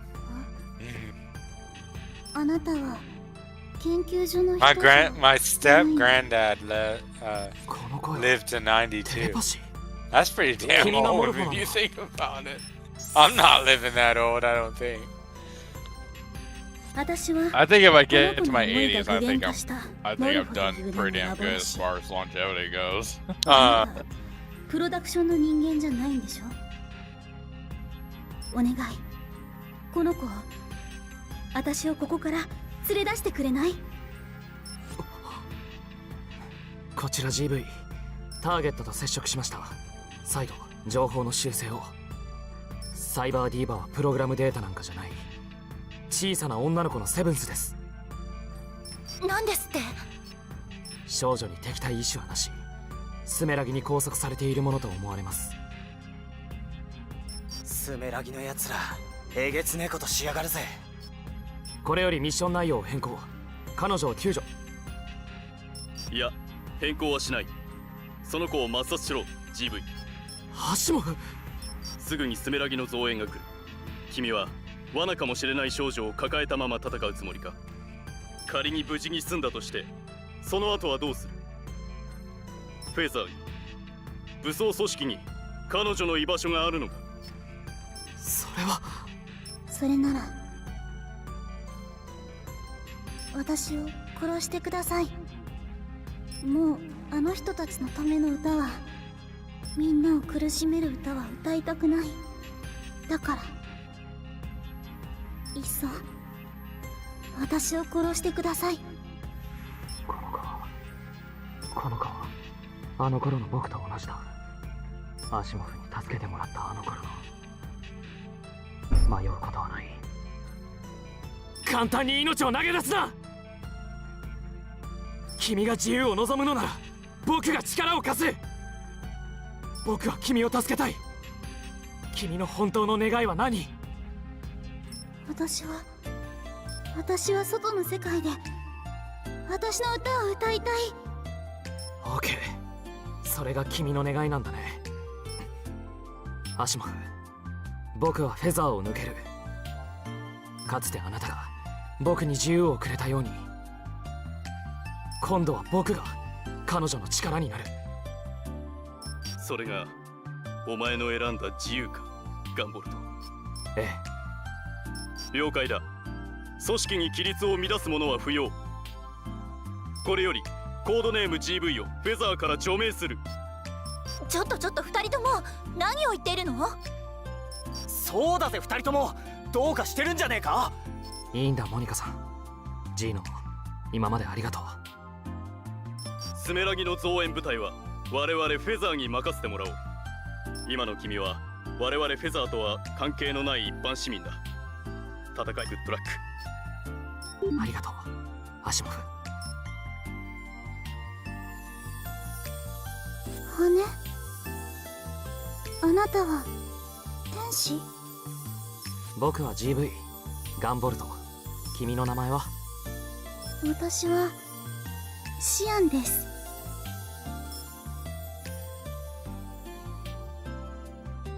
これが私と GV の出会いでした。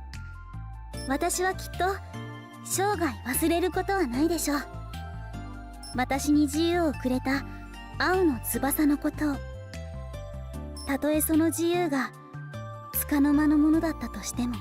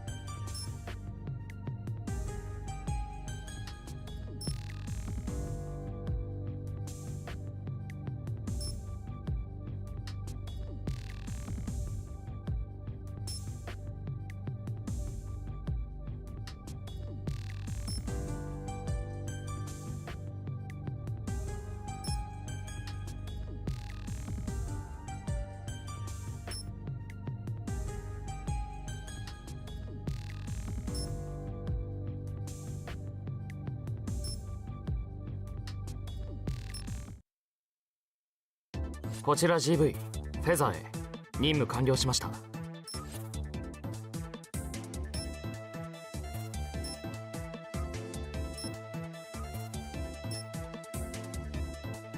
お疲れ様 GV。ねえ結局のところあなたが受ける依頼ってほとんどうちからのものなんだし、またフェザーに帰ってくる気はないの？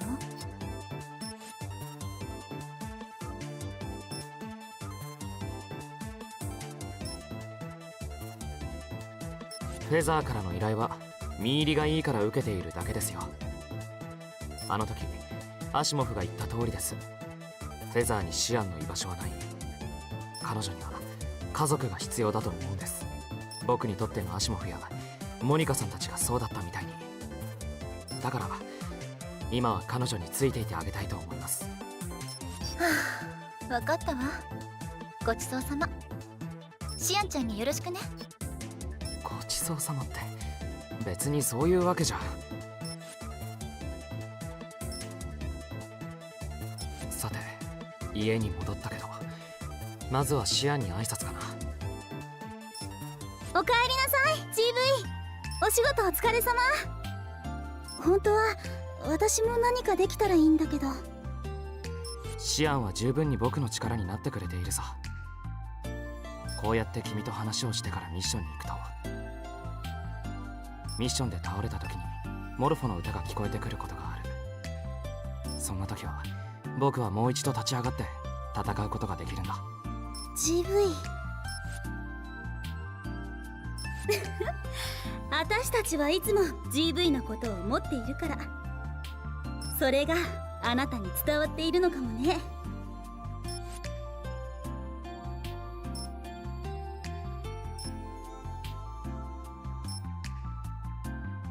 もうモルフは引っ込んでて。はいはい、じゃあまたね GV。 そうだ GV、 セーブまだしてないでしょ。このゲームはオートセーブじゃないからこまめにセーブしなきゃダメだよ。了解。セーブは L ボタンでメニューを開いて行うんだったな。また私と話したくなったら L ボタンのメニューからトークルームを選んでね。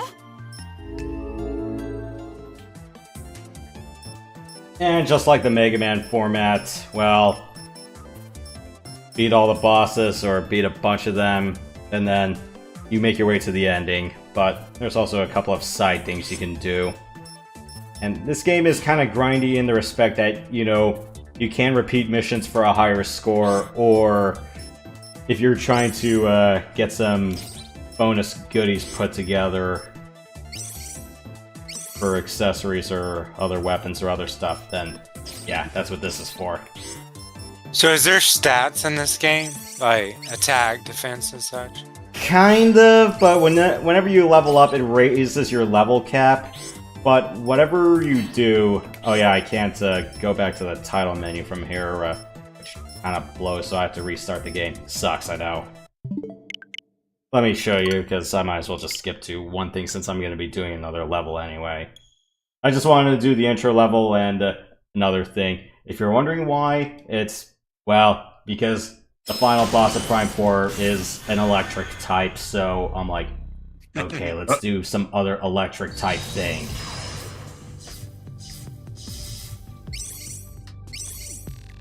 Let's pick my clear data file.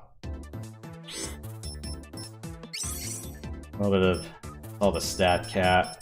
That's all the stat recaps I have. Yeah, sucks, I know.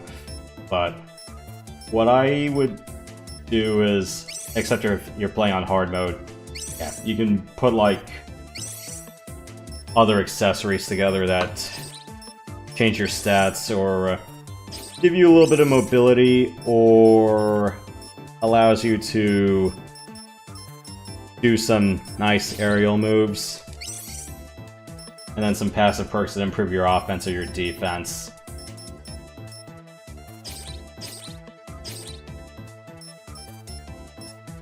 Alright, I still gotta do these. But I'll show you. These are kind of like you customize them based on the level you're on, like what you need. Yeah, that's what some of these accessories are for. All of your weapons you equip at once. From what I heard, it's like some of the Azure Striker Gunvolt team did work on Mega Man post-Zero, so the Zero and ZX saga for the Game Boy Advance and DS. So it kind of handles... Did you ever beat the first Mega Man? Man, that game got hard after all. I got my ass beat by Dr. Wowie on the cell phone port. Got you. New Media Tower. Fun game though.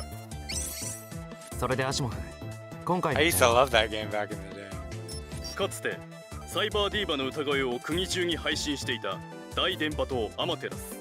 お前にはこのタワーの外面から侵入し、警備兵やメカを制圧してもらいたい。私は内部から侵入する。インサイドとアウトサイドからの同時攻略だ。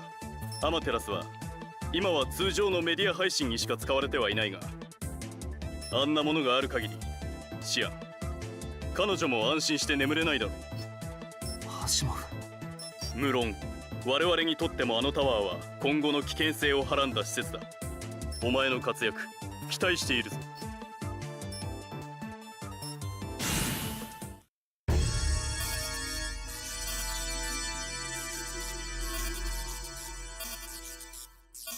Yeah, I didn't turn on any of the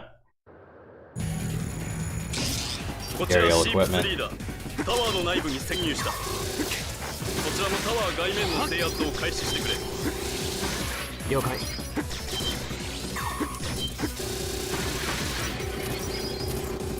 リニアカタパルトが設置されているようだ。それは特殊コーティングした荷物を高速で射出運搬するためのマシンだ。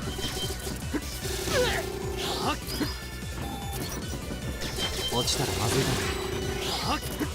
サイバーディーバの歌はかつてこのタワーによって配信拡散されていた。サイバーディーバ、彼女の力は本来それほど広範囲に作用するものではない。にもかかわらず能力者の所在が高い精度で探知されていたのはこのタワー自体がサイバーディーバのブースターの役割を果たしていた。 No, so how this game works is that you shoot to tag people, and you can tag up to multiple targets or tag the same target multiple times, and then you deploy your flash field to shock them. リニアカタパルトを罠として使っているのか。カタパルトに触れないよう気をつけるんだ。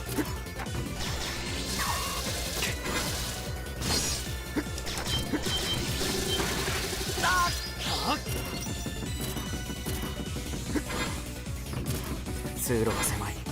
普通のジャンプ。 So what was your favorite level on Prime 4? ダッシュジャンプなら少しは飛び越えやすくはない。雷撃輪のホバリングを利用してみるのもいいかもしれない。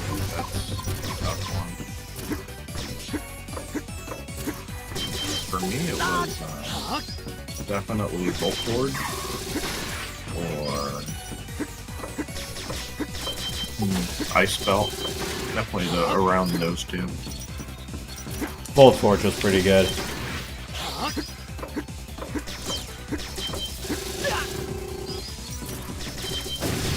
So what would you guys say is the best Metroid game? We're about to start some fights. Open a can of worms. Like, okay, for me, it's easy. For me, 2D, Zero Mission, 3D, I'd say Prime 1. Slightly more than Prime 2, though, so take it with a grain of salt.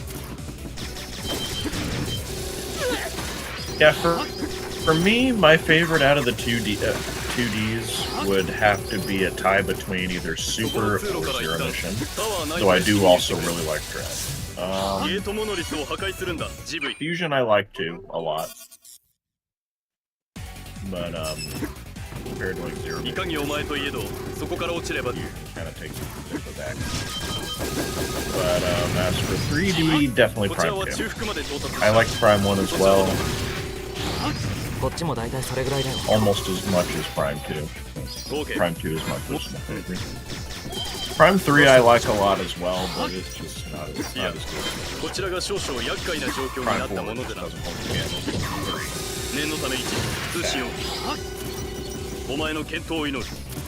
Hey, but you have a motorcycle, right? Yeah, because that's cool, right? Literally, that's the only reason why Tanabe wanted added that, because Samus riding a motorcycle sounds so cool! It's like, Tanabe, just because you can doesn't mean you should. I need to quote Ian Malcolm from Jurassic Park. You patented it, you packaged it, and before you even knew what you had, you're selling it. You guys hear about, I don't know if they did it yet, but they were planning on trying to bring the Mastodon back. It was like, yeah, maybe you guys might not be wanting to mess with that. Have you ever seen Jurassic Park needs to die at this point, like... the first Jurassic World was interesting, although it wasn't as good as the first one, and a lot of people hated The Lost World. I thought it was okay. Jurassic Park 3 was a mess, but it was a charming mess. The stuff that they're coming out with now is just, it's just so cringy. Didn't they have a Tyrannosaurus Rex get free on an airplane or something? I didn't see it. I just saw It was a ship. The Lost World, it was a boat. It was a boat, yeah, ship, yeah. Oh, right. And then it got loose into a city and it started terrorizing. You know, it's kind of funny. You know how in later Jurassic Park movies they're like, oh, dinosaurs are gonna be roaming around cities and they're gonna be terrorizing everybody, and I'm like, ooh, is there gonna be this cool post-apocalyptic thing where dinosaurs are running rampant and people have to survive?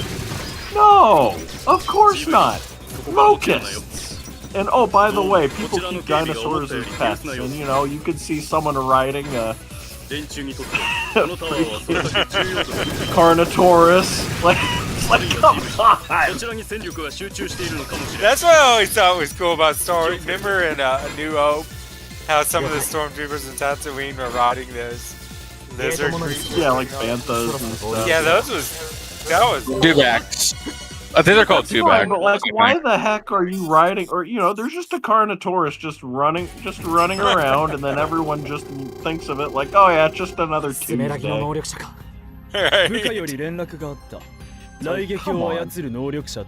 raptor chase scene.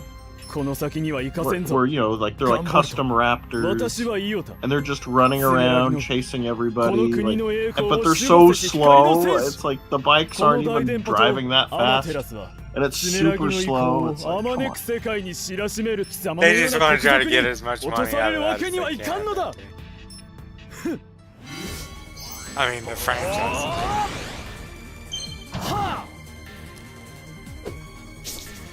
This is kind of what I thought the Silex fight was going to be like, but... Sumeragi はただの企業だ。国そのもののように語る。スメラギこそ真にこの国を管理し守護する光の守り手よ。だからこそ私は軍を退き、スメラギについたのだ。すべてはこの国の栄光と五国のために。元軍人か。モルフを利用し、能力者を借り集めるスメラギに大義があると思えないか。所詮国賊ごときには分からぬことよ。貴様は我が光。ライトスピードのセブンスに目をくらましていればよい。電流の伝達速度など所詮は高速。真なる光には決して追いつけはせんのだ。ラッシュスティンガー飛ばしアームドブルーライトニングスフィア。お前を落とす。犠牲はいいようだな。だが遅いぞガンボルト。切りその速度では私の速さは見切れまい。言葉遊びはいい。切り伏せるさ。ラッシュスティンガー。ピカピカ派手なだけじゃないか。見切れないほどじゃない。抜かすか国賊風情が。我が刃が貴様という影を断つ。その刃、僕の雷撃が打ちつられる。光なき者よ。いない。終わらせる。ゼロブレイド。飲み込む雷刀のきらめきで。飛ばし。I hate when I turn around for a fight like that.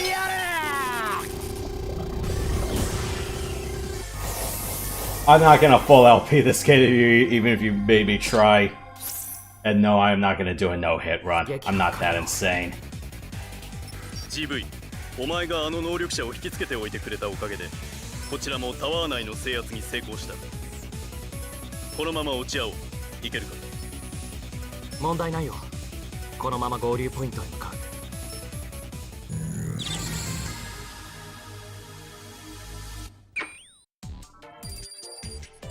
Yeah, that kind of sucked.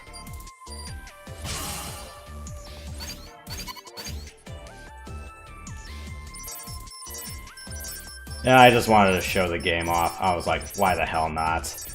Hey, anything... Looks fun, man. Anything to get Prime Force taste out of my mouth. And speaking of other things, I'll get taste out of my mouth. I had a few more games worth of bonus coverage, so... What'd you eat today, Yoshi? Fruit for breakfast, a grilled cheese sandwich and fries for lunch, and then clam chowder for dinner. Nice. I might as well just show you, like, well, I did this game a little bit earlier when doing bonus coverage, but I'd rather let you guys see the whole world.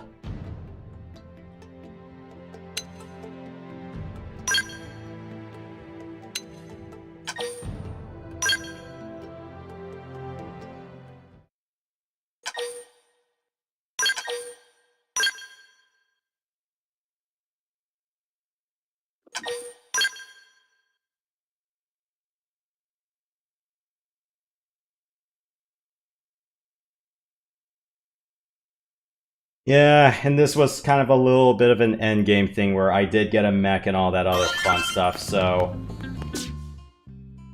Let me just restore everyone's mechs that got smashed during the true final boss fight.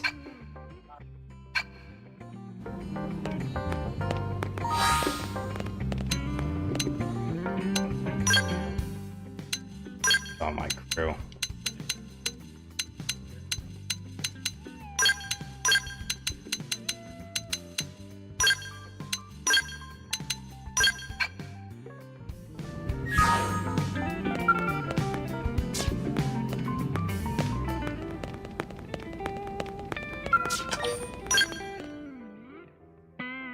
Yeah, I'll just show you guys around the whole world proper, because I'm like, might as well just show you guys what the hell an open world would look like properly done, or, you know, what I would have hoped would have been the case for Prime 4 for a bit, because I'm going, yeah, it's like, either you commit to, like, a whole Prime 2 style structure, or it's like, you commit to, like, a whole freaking Breath of the Wild Tears of the Kingdom, or Monolith soft style structure, or it's like, yeah, do one thing or the other. That's it.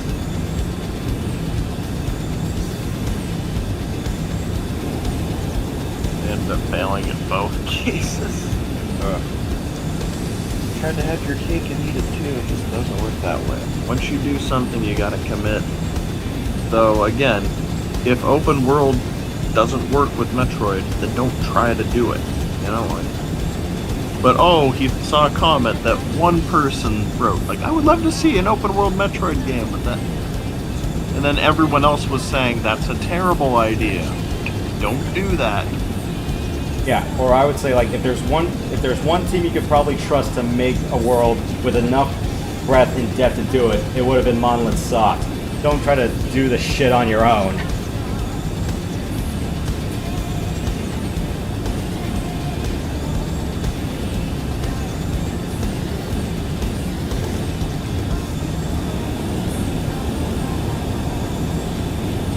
This is the, like, if you're gonna do like a desert, this is the kind of environment I would probably expect, you know, more proper cliffs, a little bit more, you know, exploration set pieces, pirate outposts you could sack.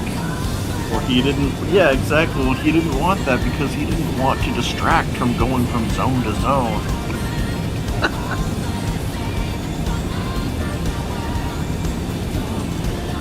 Then why even have it? Why does it exist if you're not even going to use it?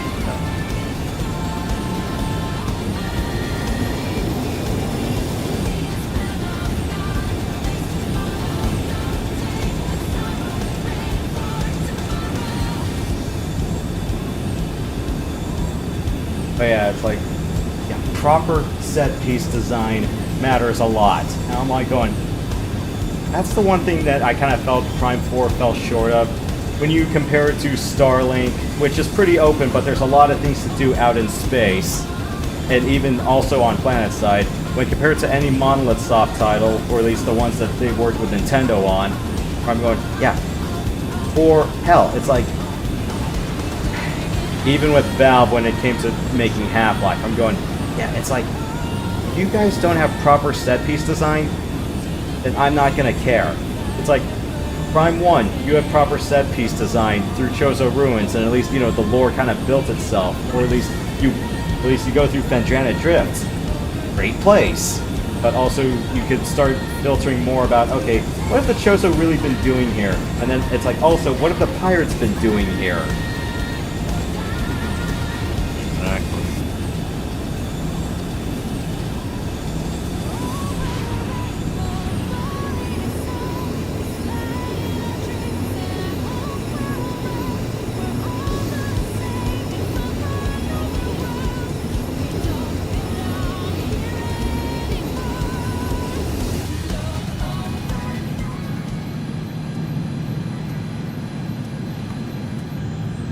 Creepy floating island. Another good... Or some other zones I have not shown off yet. Oh.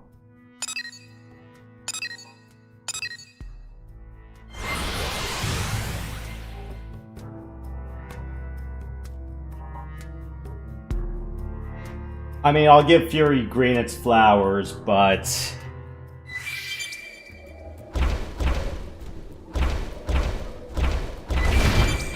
Mostly because it did remind me of this place a bit. You know, actual vegetation stuff that we had.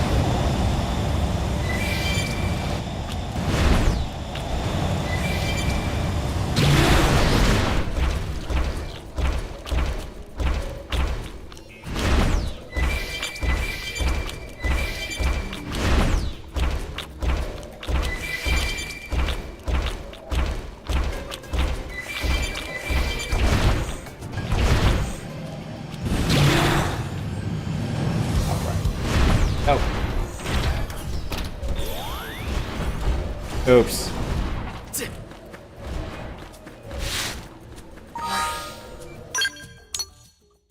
So in this game, they do let you be a mech, huh? Yeah. Cool.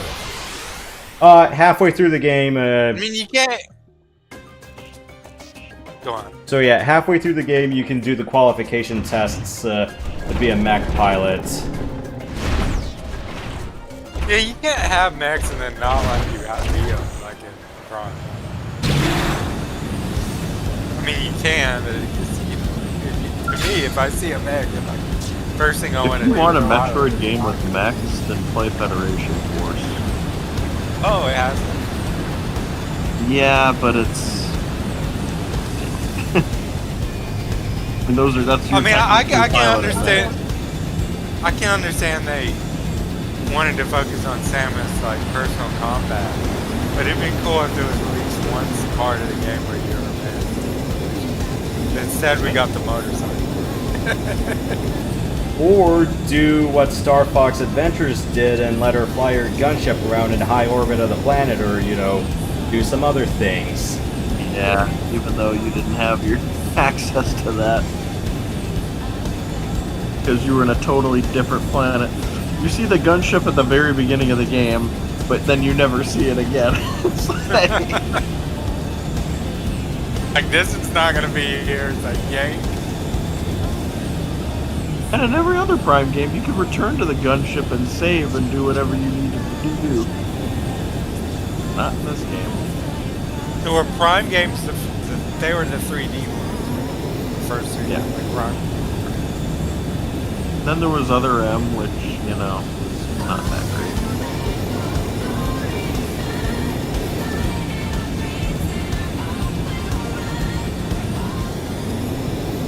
Oh, right. This is like one of the worst pirates in the game. That's like level 99 or something. I'm nowhere near that.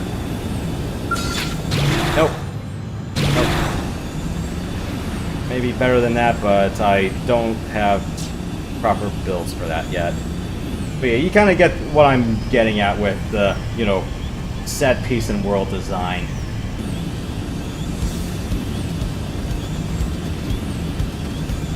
And let me show you 2 more places.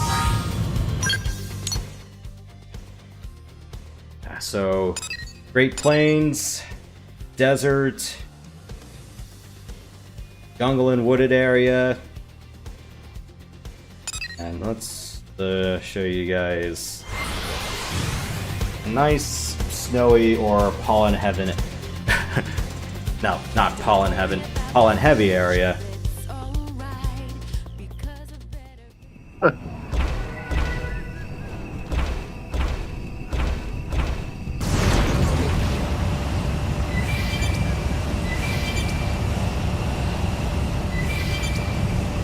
Yeah, even this place has pirate outposts and the like. Oh yeah, this big thing is a big spoiler alert.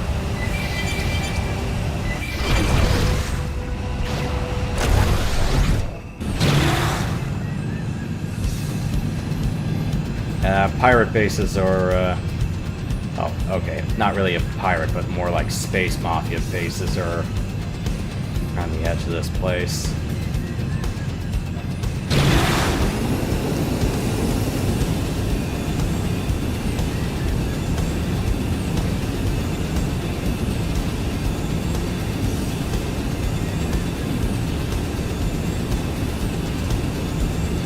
And there's like, you know, scenic spots you can find for like bonus goodie items and all that other fun stuff.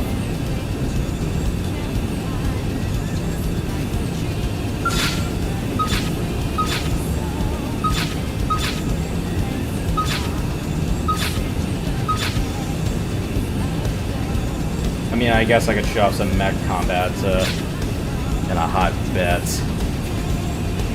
Just trying to find a nice open place or a good boss I've rigged it against, because I put some of the weapons more for anti-mech killing rather than whacking other things.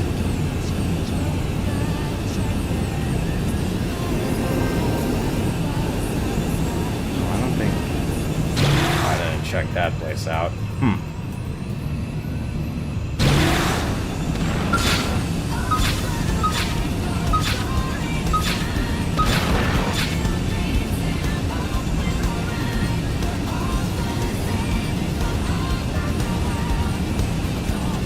What did you guys think of the Peter Jackson Lord of the Rings? They're absolutely amazing. I mean, I wish there was some way for them to be more. Be careful what you wish for when you say that. I was about to say we got The Hobbit, and that was a mess. And also now Amazon's taken over and screwing it up. So yeah, no. I don't think you want more, unfortunately. Yeah, giant big lava area. If they can't do it right, then they shouldn't do it at all. What about Rings of Power? It's trash. And that's what I'm talking about. Yeah, I've seen it. Did you ever see that meme edit from when Pippin looks into the Palantir and it's like he's cringing at watching the Rings of Power? I love that. That's great. I haven't seen it, but that's just a great time. I'll give you the video link later.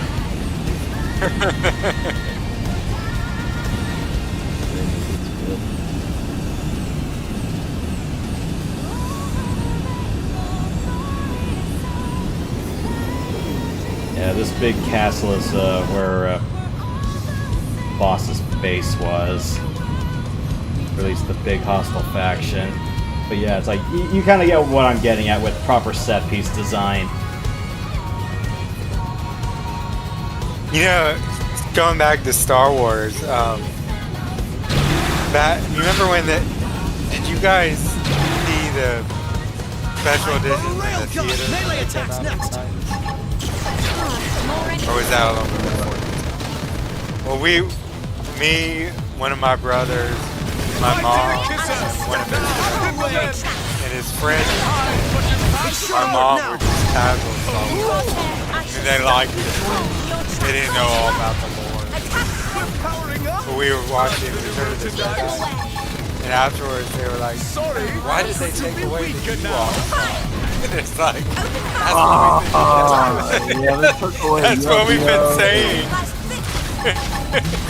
They took away the Ewok dogs. The present you ordered for Rock is ready to go. Thank you. But please don't tell Rock.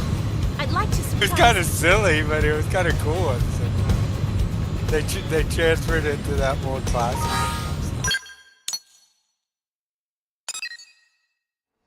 Then there was a song in Jabba's Palace. What was it, Jedi Rock? Yeah, they completely butchered that one and made it all CG. And I mean, Just it a was bunch just of so gibberish. unnecessary. The other one was so much better. Yeah, that's what I grew up with because I had the original trilogy on VHS. It's like the one with Leonard Maltin doing his interviews.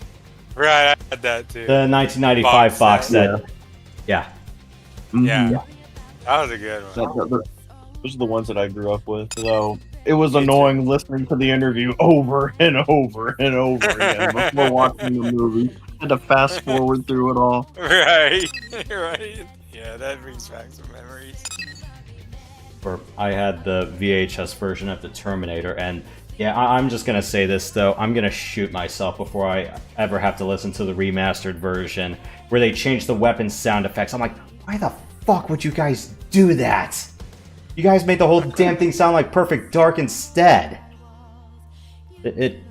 It's one of my biggest pet peeves, and it still pisses me off to this day. I'm like, guys, don't fuck with the sound effects, please. You know, they nerfed Star Wars A New Hope a lot. In the original version, when they shoot the, like, you know, when they break into the prison, when they're having that firefight, when they shoot people, like, you can see burns in their skin. They went and edited that out. And they also changed the sounds of the lasers. There was like 2 or 3 changes at least. Like on one version, they sound more like shotguns. Then I don't know, I think it went back and forth for a while between more traditional laser kind of sounds and gun kind of sounds.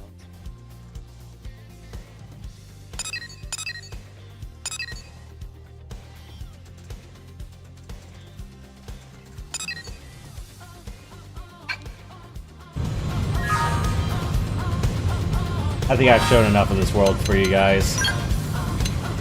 One thing that I did like with the special editions is that they had Biggs in it.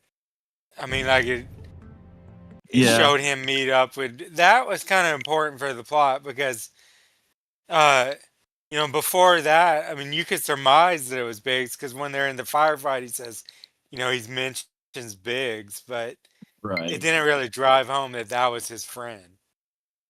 Well, I mean, they did talk in the when Luke made it to the Rebel base, so they did. No, talk not in the after. original edition. They didn't. Yeah. They added that back in. Well, I'm not talking about the Tatooine part. I'm talking about the one where Gavin, they end up talking in the Rebel base. Right. But I think that was added in the special edition, though, because I remember in the original they didn't even talk in the base. Right. Yeah, they didn't talk in the 95 VHS version. That's true, yeah.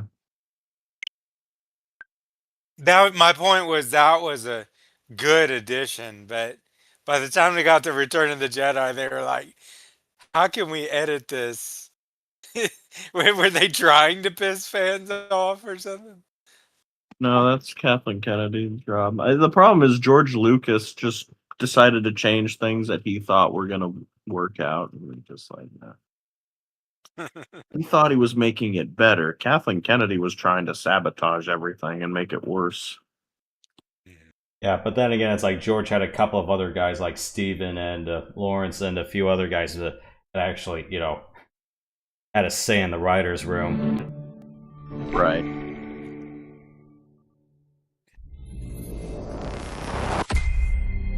And just to cap this off, I'll show you guys one of the post-game defense loops Starlink. Yeah, but yeah, you guys kind of got the point. Yeah, Azure Striker Gunvolt, you could probably disregard that because I was like, you know what, it's like, let's just do something else involving electricity to get that out of my mouth. Xenoblade, I wanted to show you guys, it's like, if you're going to commit to an open world, then do it right. Or don't bother. Exactly.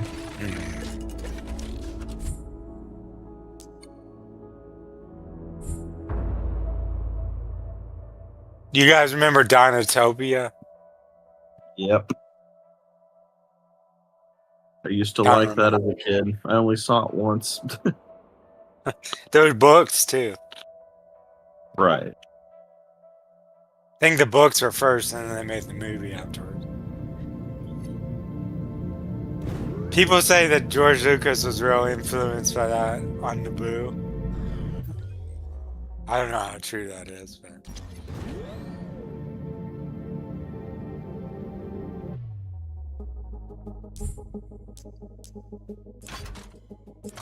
I think you're onto something there. It's okay to be influenced by stuff unless you outright steal it, which in that case I think it was just an influence.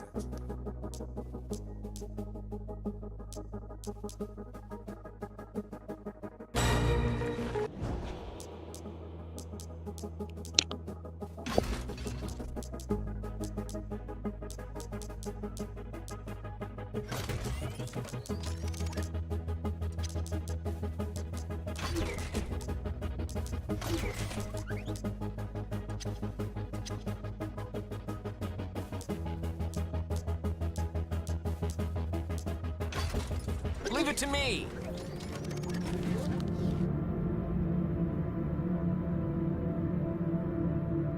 I really should be going for the big battle cruiser right about now, but they'll be deploying a prime unit in a minute, so...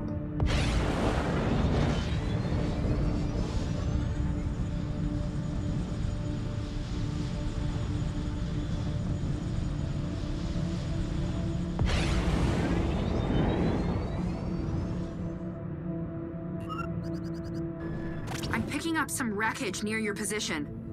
Might be worth checking out.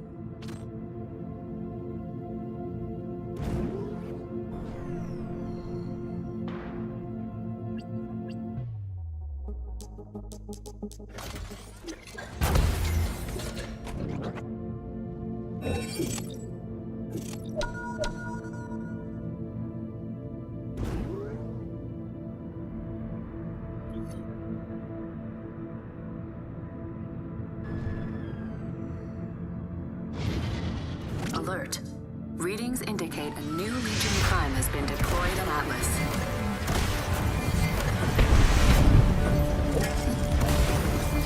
Not getting away that easy.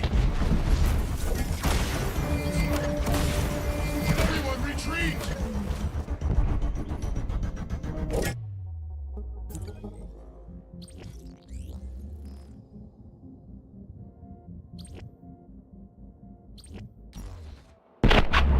Alright, I got about 30 minutes to try to knock off this prime and then destroy that ship.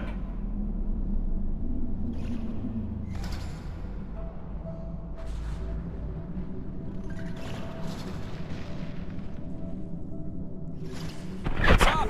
I'm on Kareet.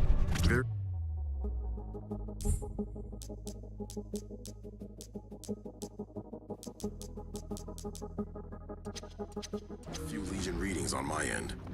Not much more than ancient fossils. Have you had garlic bread recently, Prox? Love asking me that, don't you?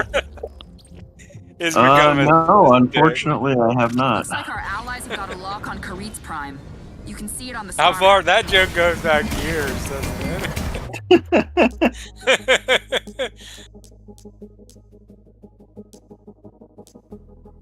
Yeah, but I haven't really. The last time I had it was like a couple weeks ago. You get to have a free meal at your restaurant? I did. Like when I worked at Dollar Tree, even... Nope. Okay. Yeah. Places Well, are like... sometimes if it's like, oh, like, you know, sometimes if my boss feels generous, it's like, oh yeah, we'll give you a free Personal pizza? Yeah. So yours is a pizza restaurant or just Italian? Pizza, generally. Okay. But we do have like garlic twists. Sometimes we make garlic bread. Sometimes we put wings and then some other stuff, but yeah. Are you a fan of wings?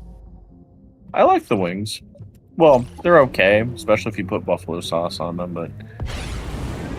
What flavors of buffalo wings do you do, Prox? Or your place does? We have mild, and we have regular, we have mango habanero, we have lemon pepper, we have barbecue wings.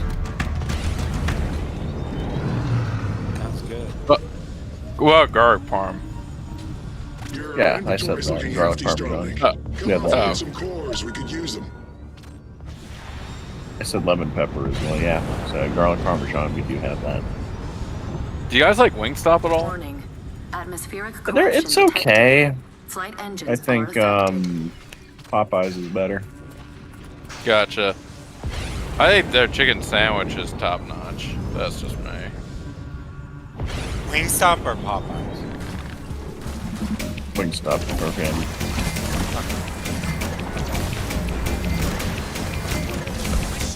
You don't like Popeyes biscuits?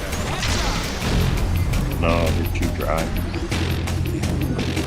I like them. Every other biscuit I've had. You've been deprived of good biscuits. Yeah, everywhere I go, no matter how, even if they're homemade, they're too dry. Like no one has ever done a biscuit right. You just live in the wrong region, honestly. Apparently. I mean, I'm not saying everything is wrong, but it's the wrong reason. I know. You mentioned the biscuit. Of course, as I was mentioning earlier, in a lot of places down here, they don't even know how to make it. It's just disinterested. Yeah, that weapon's doing the trick. And I'm not trying to diss all teenagers, but you know what I'm talking about. Yeah, I get what you're saying. There's no trigger warnings here. we don't do that here. None of that nonsense. Safe zones. What do they call it? Safe zones. Or trigger warnings, like warning, you may be offended if you see this. Like how they have that in front of like shows, like before the show starts or a movie, it's just like, or the opinions. Remastered Tomb Raider said that. We do not. The opinions expressed in this show do not, are not the same opinions that we hold to, or the values that we hold to. Like, we just want to point that out. Kind of like we were watching The Hobbit and it said substance use and it's like tobacco and alcohol. I mean, you know. Yeah, ale, smoking, yeah. I mean, but it's not like hard drugs or anything. Watching it. Yeah. But, their kids are going to ask what that is, and they're going to be like, oh, can I try it? And the parents, if they're good parents, will say no. Yeah.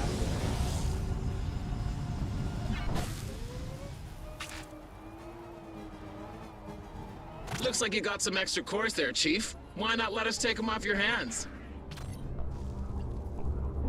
I'm so glad I don't Still bringing the fight to the robots? Acknowledged. Those things, we'll get your fleet they seem appealing when you're I smoke for a little bit.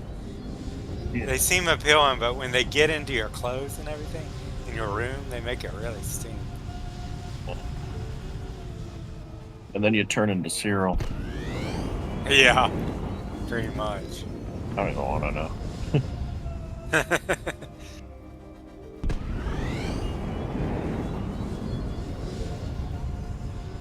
I feel sorry for that guy, to be honest. Yeah, it's a shame, but yeah, I'm not gonna say anything more about it. I Ready to rock.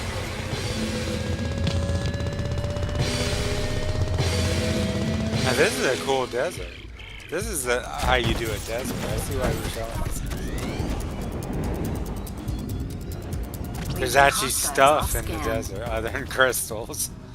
Yeah. Even Tatooine and Knights of the Old Republic was still a better desert than View Ross. And even then, there was almost nothing to do on that version of Tatooine. Yeah. Mm-hmm. When Jakku was more appealing than Soul Valley.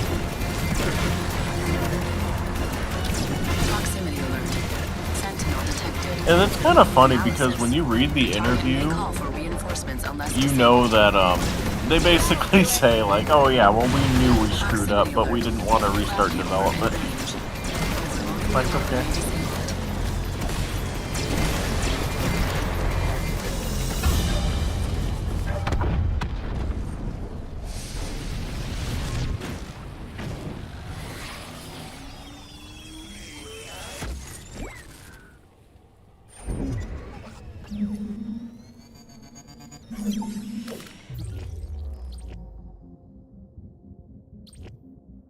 Where is that Prime?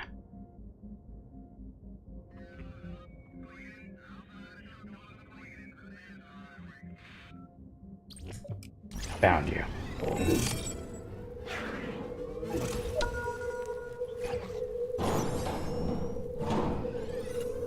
You know, I don't think I'll ever have kids, but if I did, the computer would be in the living room, not their bedroom. Oh, 100%. Oh, yeah. Yeah, not a home office, like somewhere in open-ish view. Or I mean, I get when they get older, you know, a certain age, yeah. Or I plug the computer straight to the living room TV. Right. If I have to do like any personal business, then I'll just grab a laptop and then just go off to the side. But otherwise, living room. Yeah, supervision. And even then, they're not getting iPads or anything like that until they're like a teenager. Maybe even then. Maybe till like the age of 15, 16 or something. I don't know. Oh, when their brains are a bit more developed. Just knowing what's a click away on the open internet. Yeah, no. Aim for its faceplate when the armor opens up.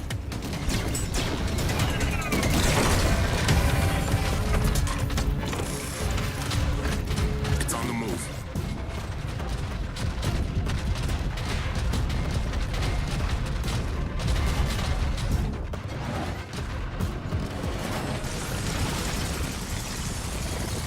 That's one good thing about consoles versus computers. I don't know, maybe there's a way to access material on consoles too. Well, some consoles can connect to the internet. Or they have browsers. Yeah. So they snuck that. Though. It's exposed. Generally, it's not that good. I used to watch YouTube on my Wii. Oh, really? Yep. Sometimes. They had an app for that. And then they got rid of it.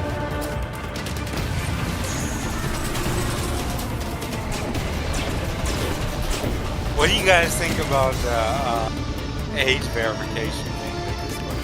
It's trying to target you. Yeah. Evade its laser attack. I'm not giving them my picture. I get the idea. I mean, but I don't trust who's behind it. That's not the thing. They don't really care. They just want to monitor, and they want to monitor. You know, that's the goal there. They don't care about whether people are actually of age. They're just using that as an excuse. It's like the whole YouTube COPPA thing. Well, it's sort of like they're trying to do that as substitution for good parenting, like we were just saying. Have the computer in the living room, put parental control. The problem is there aren't very many good parents, but again, it's not the company's job, you know? That's the parents' job, not the company's job. The company should not get involved. It's the same thing with the government. Government should not get involved either. That's strictly family. Do the Charles Barkley "I am not a role model" commercial.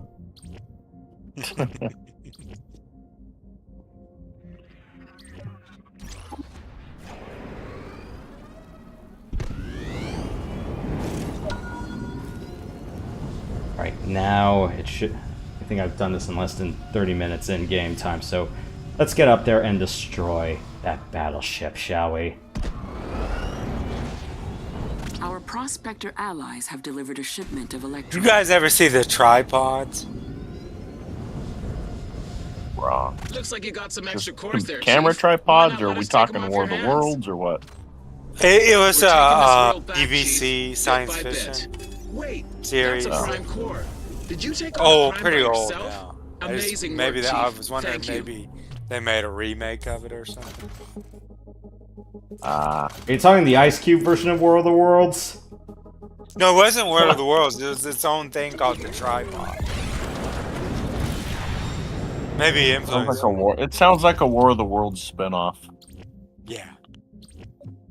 Well, they came down on Earth, and they during the tripods they had already taken over Earth, and there were just dispersed rebel bands against them.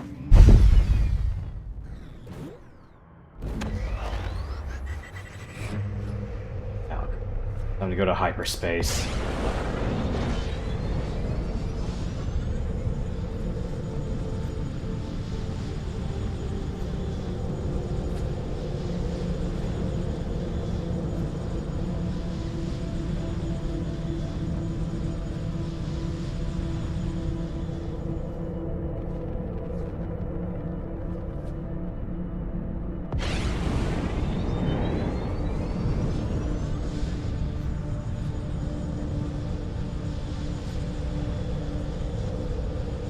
Warning. Incoming Legion hyperspace trap.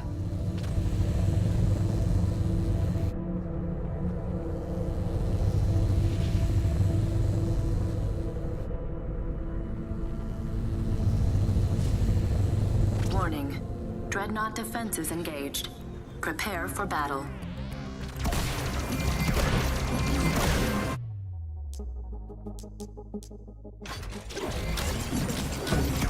One cannon down.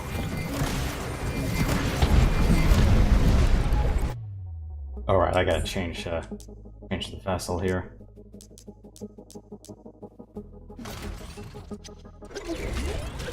Smart bomb is ready. Gotcha. Heads up.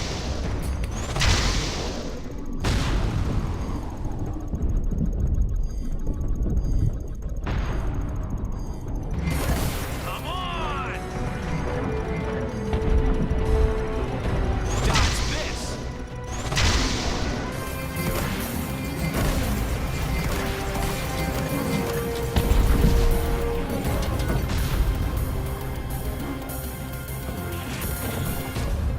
Another down.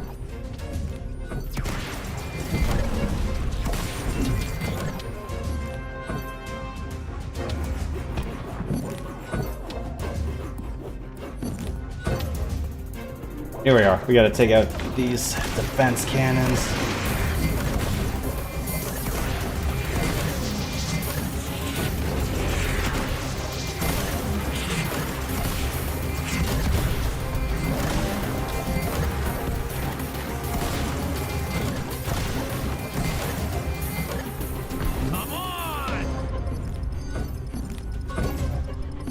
That's a cool looking.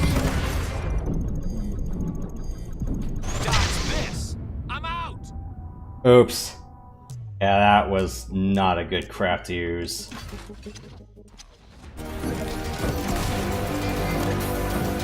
Missile tubes.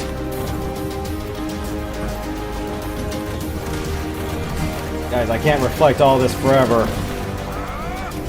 Weapon level increased.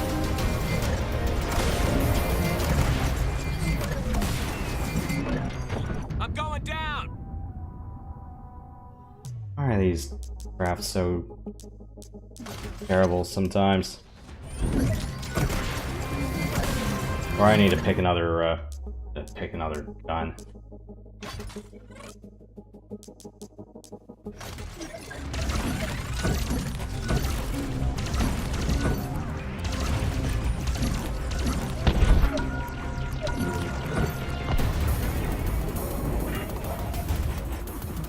There we are.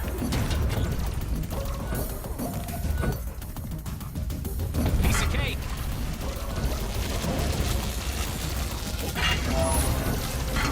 Six.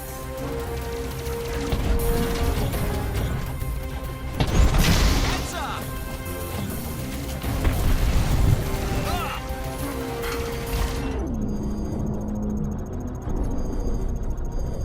Come on. Do you have to stop this before it gets to the planet? You have to stop it before it deploys primes. Gotcha.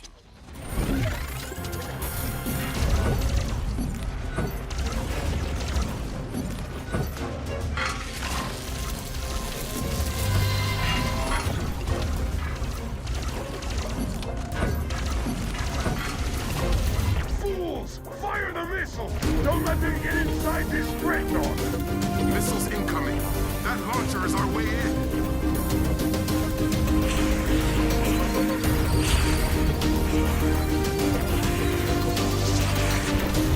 Interior exposed. Entry is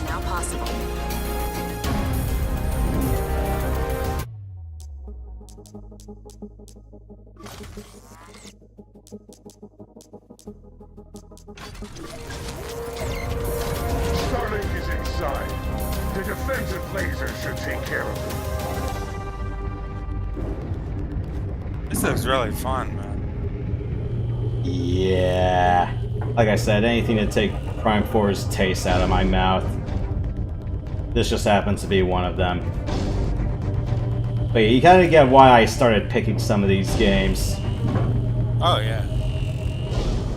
I have to wonder, Yoshi, like, do you hate the game? Or are you just like, do I have like very open disdain for it? Right. Relative to expectations and how much, you know, is like saying, you know, you should be rewarded for your patience. No.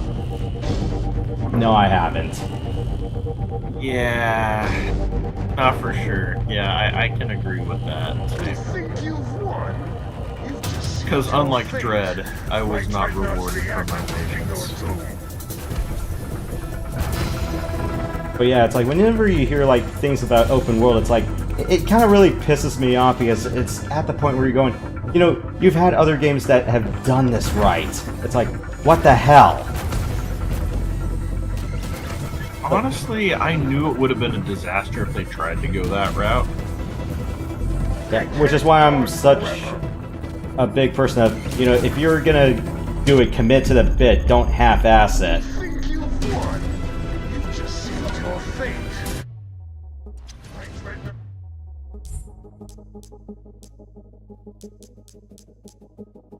So the thing with Dread, though, is that we didn't even know if we were gonna get it. We thought the Prime series, we thought that the Metroid series would be forever unfinished.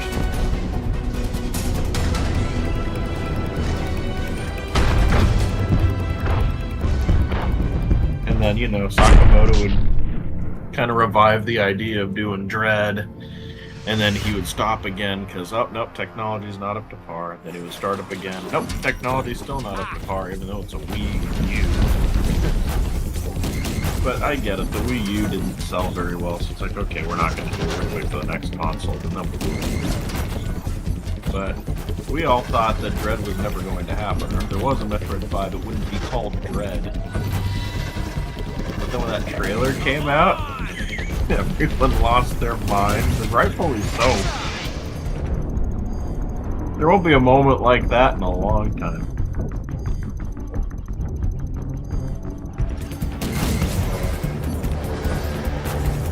But no, everyone lost their minds for Prime 4 as well when it was first announced, but then we waited 8 more years for something that, you know, they were like, oh, we're giving it back to Retro Studios instead of Bandai Namco, which is what we had. What made you think they were going to do anything good with it? You know, I had always hoped that with the Star Wars that they would make movies based off the expanded universe. Now that would have been cool. Some of it, not all of it. The expanded did have Palpatine come back cloned, so that happened too. So they took that, but like, you know, do not kill Han. Until I found out that Disney was like, nah, Legends isn't canon, and we're like, oh, okay. Or don't kill Han Solo in the first movie. I mean, that is like spitting in the face of all Star Wars fans. Jedi was what's. I think that was more of a Harrison decision because Harrison actually wanted Han to get killed off at some point. Oh no! And that was his condition to be in the movie. That yeah, you gotta kill me somehow. Good right. So we can open fire on her. Another thing, it's just like. You had Ryan Johnson, who deliberately made The Last Jedi divisive, and then Kathleen Kennedy, who, you know, fired Gareth Edwards because which is dumb because he was the only person that made anything decent as far as the movies are concerned. Oh my gosh, Rogue One was because no, it's too much for it's for the fan servicey. We don't like this. It's not woke enough. It's like, Rogue One was a cinematic masterpiece for crying out loud. I wouldn't call it a masterpiece, but it was good. I liked it. And it's like, this is the guy who brought Godzilla back to the States. And that's a hard thing to do. Yeah.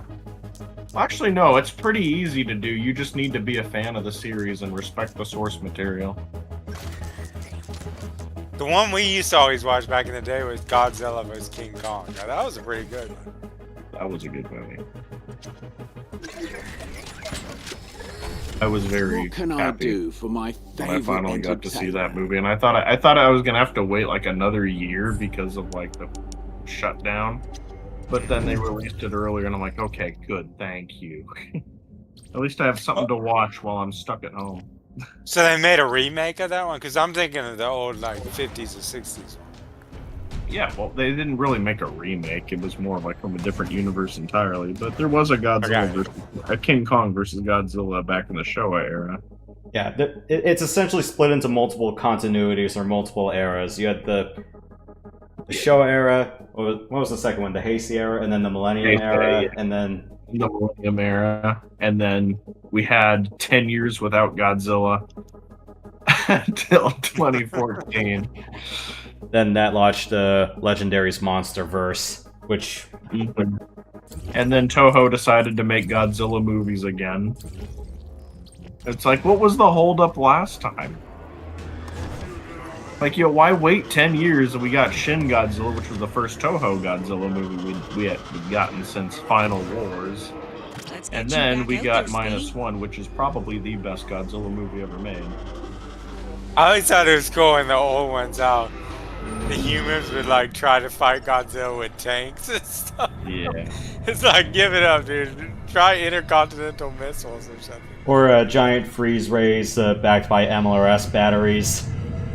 Right. I'm just going to show you guys up. Like, when I say that -1 is probably the best one, like that's pretty high praise considering the fact that I really liked a lot of the Millennium era and the Heisei era, the some Showa era movies as well. But like, I would say that my top Godzilla movies have to be, you know, GMK 2000, Godzilla vs. Destroyer, Godzilla vs. Mechagodzilla 2, Godzilla vs. King Ghidorah, the Heisei era, and Godzilla vs. Mechagodzilla from Showa. So yeah. And Final Wars. I really liked Final Wars as well. There was a lot of Mechagodzilla from another planet, or the humans? You're thinking of Space Godzilla. Oh, okay. That was an okay. That one was fine too. Not my favorite, but it was fine. But yeah, you have all of those great Godzilla movies, and then you have Final Wars, and it's just like not Final Wars. You have -1, and it's like I never thought I would enjoy like a later Godzilla movie more than some of the older classics, but hopefully they keep it up, and the next movie that's being released in 2000, like I believe next year. Did you watch the new Dune movie? Did you watch the new Dune movie? I mean, the more recent Dune movie. Other than that. Yeah, I'm waiting for the final part. I don't know when that's going to come out. They changed a lot of stuff from the book. Oh, of course they did. And the original Dune movie was so bad. I kind of liked it, but there were some bad parts. Not to mention, you know, the whole force field looked like something out of like Mech 2. The big polygonal field that looks like it belongs in Tron. Hey, it was like 84, wasn't it? So you have to give it right. It also looked like, you know, the force field in a Golden Space. I have to say the ships look kind of cheesy too, the spaceship, when they were in space. I mean, George Lucas did a better job of that in '77.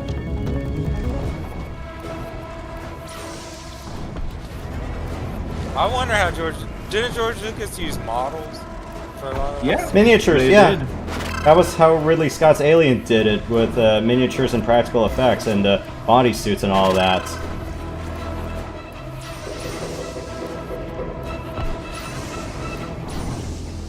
So I kind of want a return to that. Like, you know, having models flying around. They think they got computer animation so good that they don't need them. Yeah, but, you know, with CGI, it just doesn't look good. It looks more like a video game than it does as far as realism is concerned. At least with models, it was practical effects and it actually looked somewhat real. You know what they're probably going to do is get AI to sample all those old ones that use models and then spit something out. And it's like, yeah, but you copied it, guys. You didn't actually do anything. It's sort of bad. You know, AI has taken over the music industry. A lot of companies are using AI for movies now. And there are AI actors, so a lot of the actors we're going to be seeing in the future won't even be real people. But the thing is it's almost like high-tech plagiarism because they're just they're getting it all from the internet. And I'm not saying only the internet. Well, it's not even that. Like, you know what's even worse? You need to credit AI as a source now because otherwise you're stealing from a machine, and it's like, what? Are you serious? Okay, then with that logic, then EasyBib.com is plagiarism too, because you're generating source.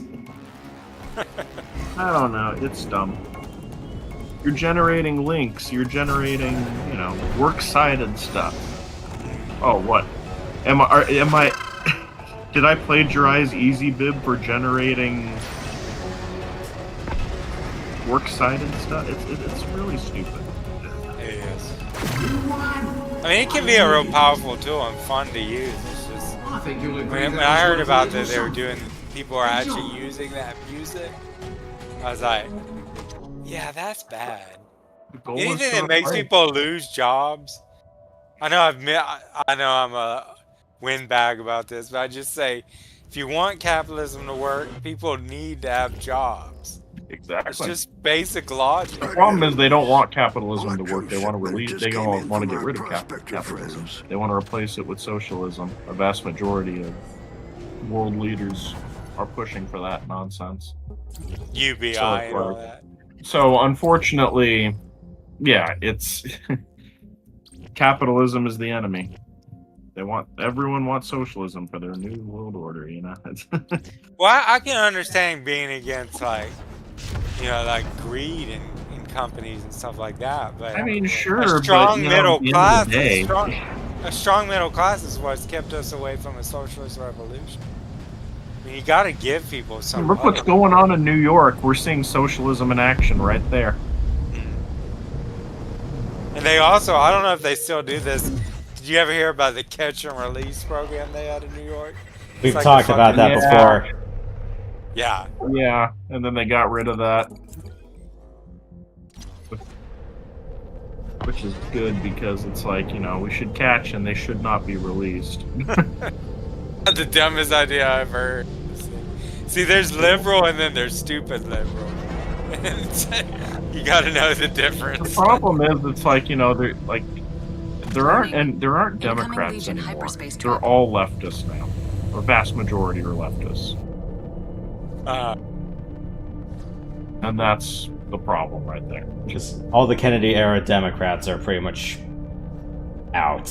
They're all gone. A vast majority are gone, and if there are some that exist, we don't know anything about them. Incoming Legion hyperspace. Well, I mean, I'll be honest. I consider myself a leftist. I just some of the ideas, like just like the history, you can look back like as much as people Then dislike. you're not really a leftist then, because if you were, you would agree with everything that they're doing. Well, I consider that more like dogmatic leftist. Like I consider myself an eclectic. I like agree with something, disagree with other things. But they want you to take it all as one package. Yeah, but that's exactly what leftism is. It's a hive mind. Yeah, I disagree with that. You're not really a leftist. Yeah, that's what it means. I'm more of a reformist, really. I'm not for You can lean left, but like there's a difference between like leaning left and like being a full-on like leftist. I just have a sense of history. With everyone's all or nothing mentality. Right.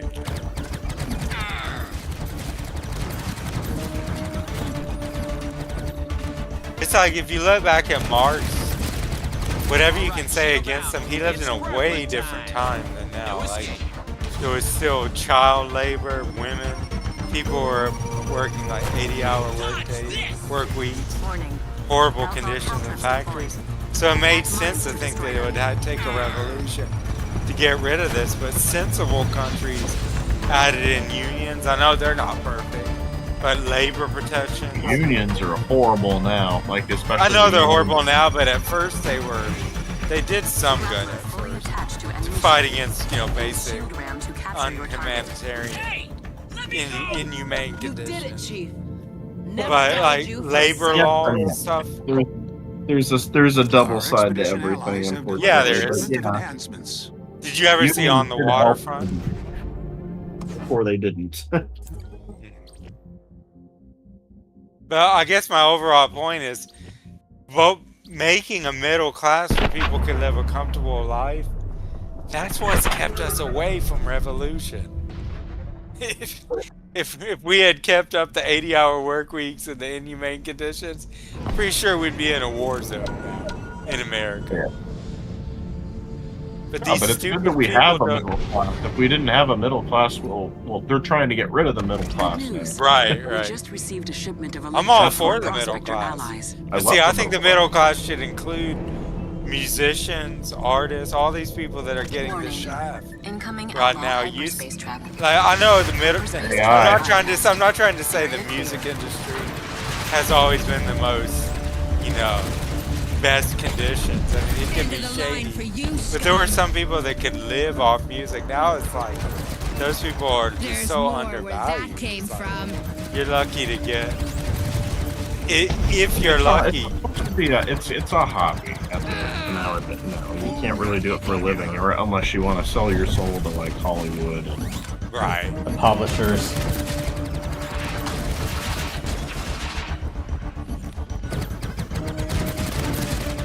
I think some people love it so much that's all they want to do. Like I honestly think some people might be happy.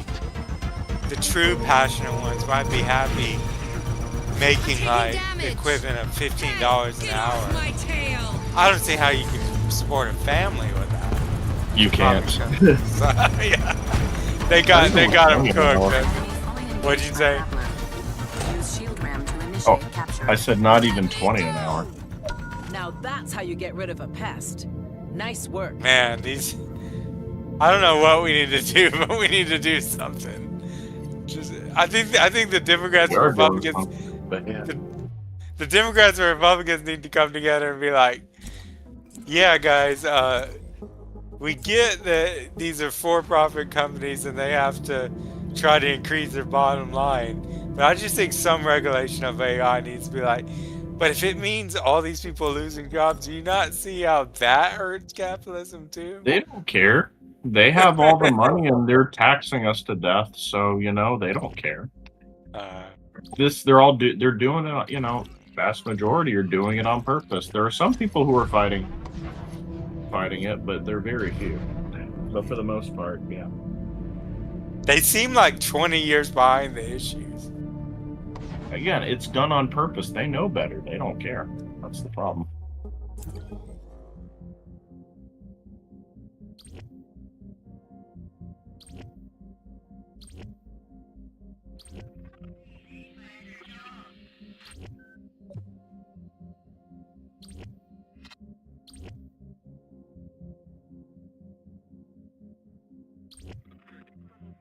Did you hear about Elon Musk a while back said that AI might already be conscious?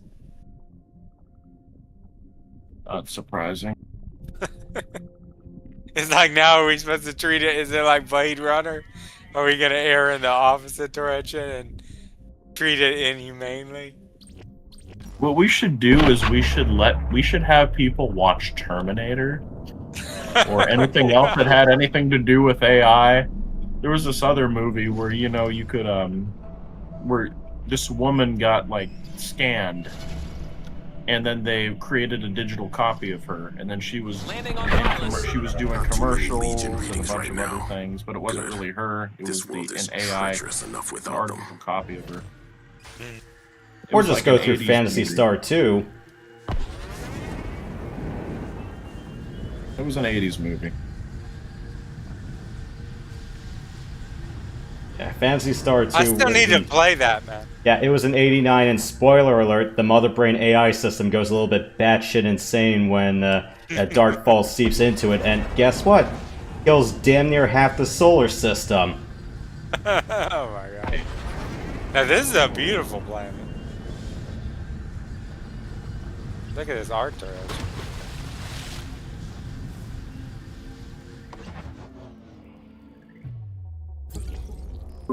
Go off topic. What's the difference between Metroid 2 Battle Pack and Titanium Trilogy? Is there a difference? Battle Pack is very different from Titanium, and Battle Pack is also a nightmare to run, so don't even bother. Run Titanium. Battle Pack only works with a certain color scheme. Didn't Titanium make even Ghostfair and original Meg 2 use the mercs? Soon we'll have an HUD. They also copied the merc stats. I would love to see the Titanium Trilogy on an old computer using an HDMI VGA thing. That'd be kind of cool. But yeah, Battle Pack is because I remember I was watching MMPD try to get it to run, and yeah, you need a certain color scheme, like certain RGB colors, and it only has to be those colors, otherwise the game will not run. It has to be like 256 colors. Yeah. Oh. What do you guys think is the smoothest version to run? The original Mech. Wait, what? The smoothest version of what? Meg 2. Oh yeah, the original DOS version, 100%. I have to admit, I had the ATI Rage edition. It came with my first computer. It looked really pretty. I'm not gonna lie. I have the ATI Rage version as well. Do you like it? I haven't played it yet, but it's. I have it on the CD, but I haven't really been able to get it to work. Oh yeah, it would be nice to have a retro computer, wouldn't it? To be able to run that kind of stuff. Yeah. We do have some, but they're buried somewhere, and my mom doesn't know what to do with them. The only thing that my dad is the only person that knew, and I don't trust my mom with technology at all. So, right. Are retro computers expensive too now? Like, have they become to the point where the vintage gear, since they know people are after it to build here's them? the problem with buying retro computers. Even if you get them, there's no guarantee that they're going to work very well. Right. Yeah. Even on places like Amazon.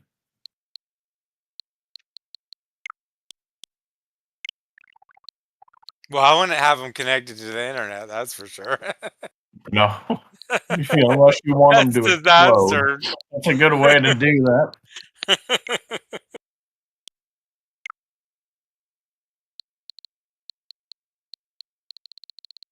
Plus, I'm sure they're only compatible with certain things as well. Right.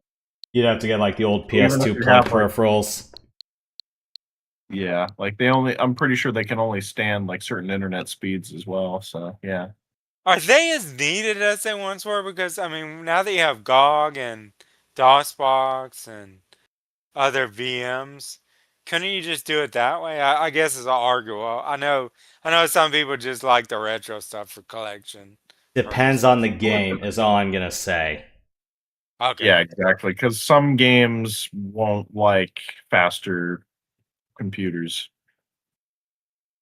Yeah, especially if they run too quickly, it'll cause issues. Like Bugdom, for example. If you play Bugdom, which was it was a Mac game, and if you play it on modern hardware, if you don't cap the frames, then you'll travel at 1,000,000 miles an hour. kind of funny. Oh wow. Yeah, same thing happened with the DOS version of Mega Man. It was uncapped. Wasn't the DOS version of Mega Man terrible? It was. Yeah, so why play it? Is that Final Fantasy VII there? All right. So 1 through 6 on the Switch are through the Pixel Remaster series. So if you're thinking of trying to find something that's a little bit more like with the 3D remakes or what the advanced version does, these are not it. These are more or less in line with the original versions, or at least the very first release, with a couple of quality of life tweaks. 7 through 9 are, I would say, the PS1 ports that are... Yeah, so they're the PS1 versions, and then 10 and 10.2 are high-def remasters, and then 12 Zodiac Age, it's not Vanilla 12. I'm just going to say that outright. It's more or less 12 that was more in line with their home world. So it handles... So if you ever played Final Fantasy Tactics, Zodiac Age handles more like that than Vanilla 12 does. Vanilla 12 was way different mechanics-wise.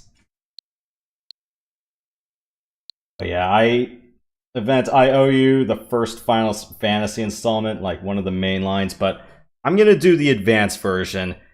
So, the OG version of Final Fantasy follows way different rules than what...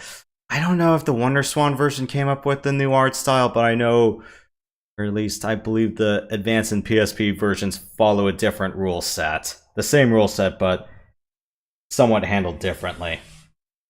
Also, the thing is, though, Pixel Remaster doesn't have any of the bonus dungeons later versions have, so they kind of warn you on a buyer beware, thinking, yeah, if you're thinking of something alongside this version, this ain't it. Though the one thing that the Pixel Remaster does is, you actually do get modifiers, so if you want to do fast grinding, like double XP or double money, stuff like that, and you can turn off encounters, you can do that.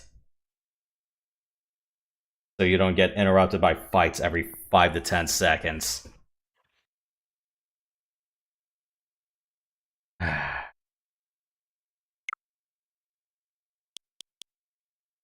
Yeah, I still gotta... I can't believe they're making a Toy Story 5. Oh my god, they've got that far. So bad. It should have ended with 3, and... Yes. I didn't mind the TV specials, but I'm going... You guys are going a little bit way too far, and they also had to replace the Potato Head voice actors. I mean, yeah, he died. It's obvious, but... Well, both Don Rickles and Mrs. Potato Head's voice actor died, and yeah, they lined up... Oh gosh.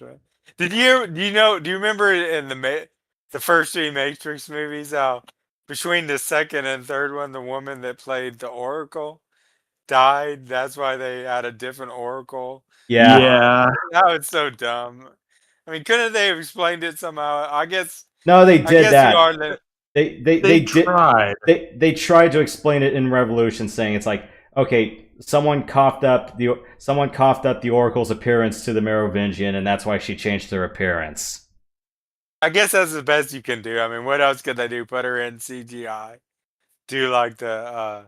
I don't think technology was that. They could not do that. They could not do that with 2003 CGI. Right. I get you. It's like 2008 on. You could get away with that, but that required you to find someone who could resemble that person, and then you could do CGI touch-ups. But yeah, you didn't. Which is crazy because like back in those days, I mean, like the CGI in the Matrix was pretty incredible for its time. The first Matrix was a great movie. Yeah, I mean, it has some cheesy parts in it, but what movie?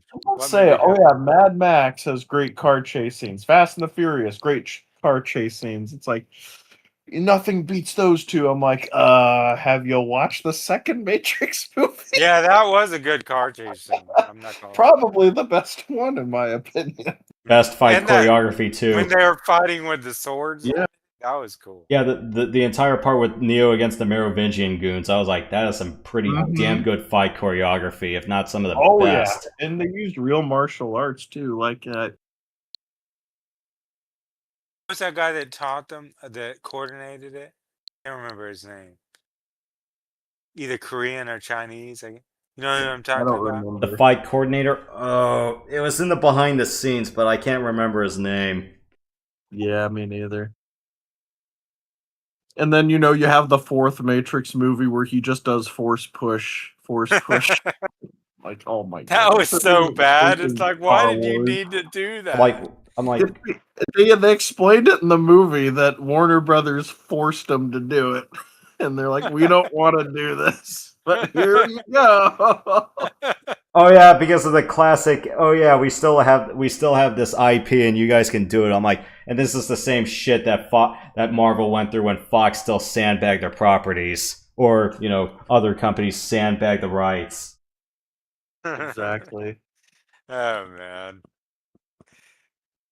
Hey, but at least the good thing is at least we have the original 3. It's sort of like Star Wars or Indiana Jones.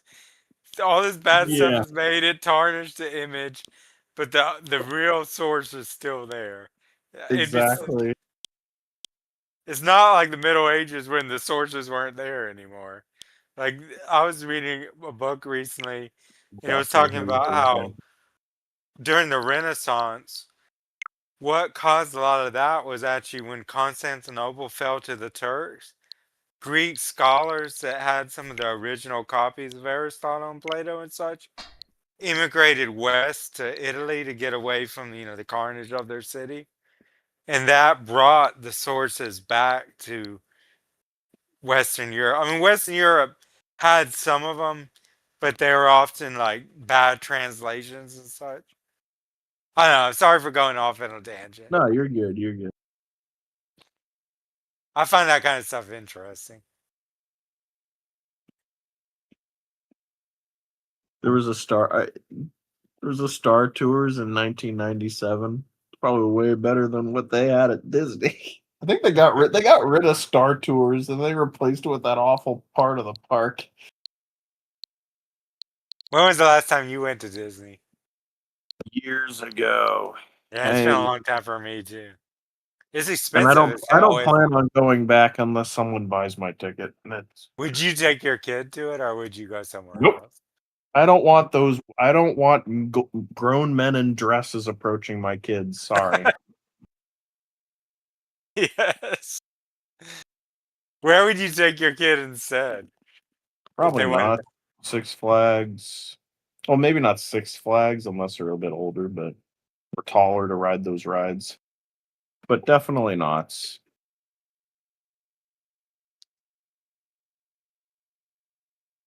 Fox has that nice Wild West kind of town attraction area. Yeah.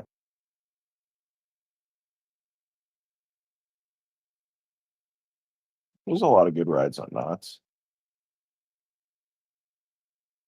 Is that like that's a West Coast kind of thing? No, I think there's one in the East as well. Okay. I haven't even thought of going to places like that for such a long time. Like, you wouldn't think something with the name Knott's Berry Farm would be a theme park. Right. Or an amusement park, I should say, but yeah.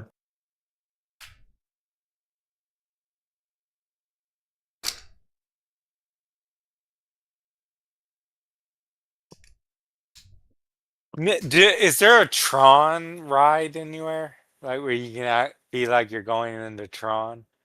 Nope. I don't believe That'd be kind of cool. That would be kind of cool. Be. Yeah. Or it could be like a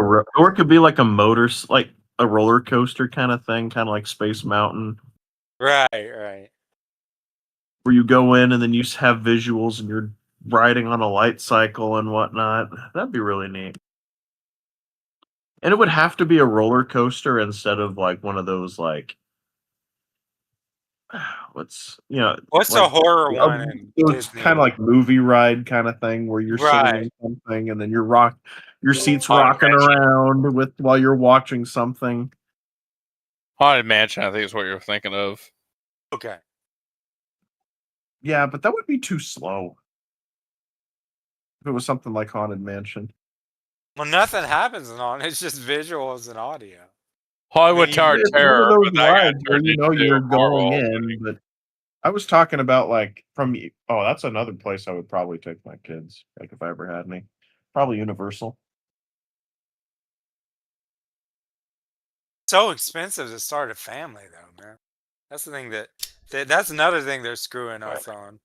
Yeah. Like it's like, well, be fruitful and multiply, but we're gonna charge you. We're gonna make it almost impossible. Depends. Yeah, exactly.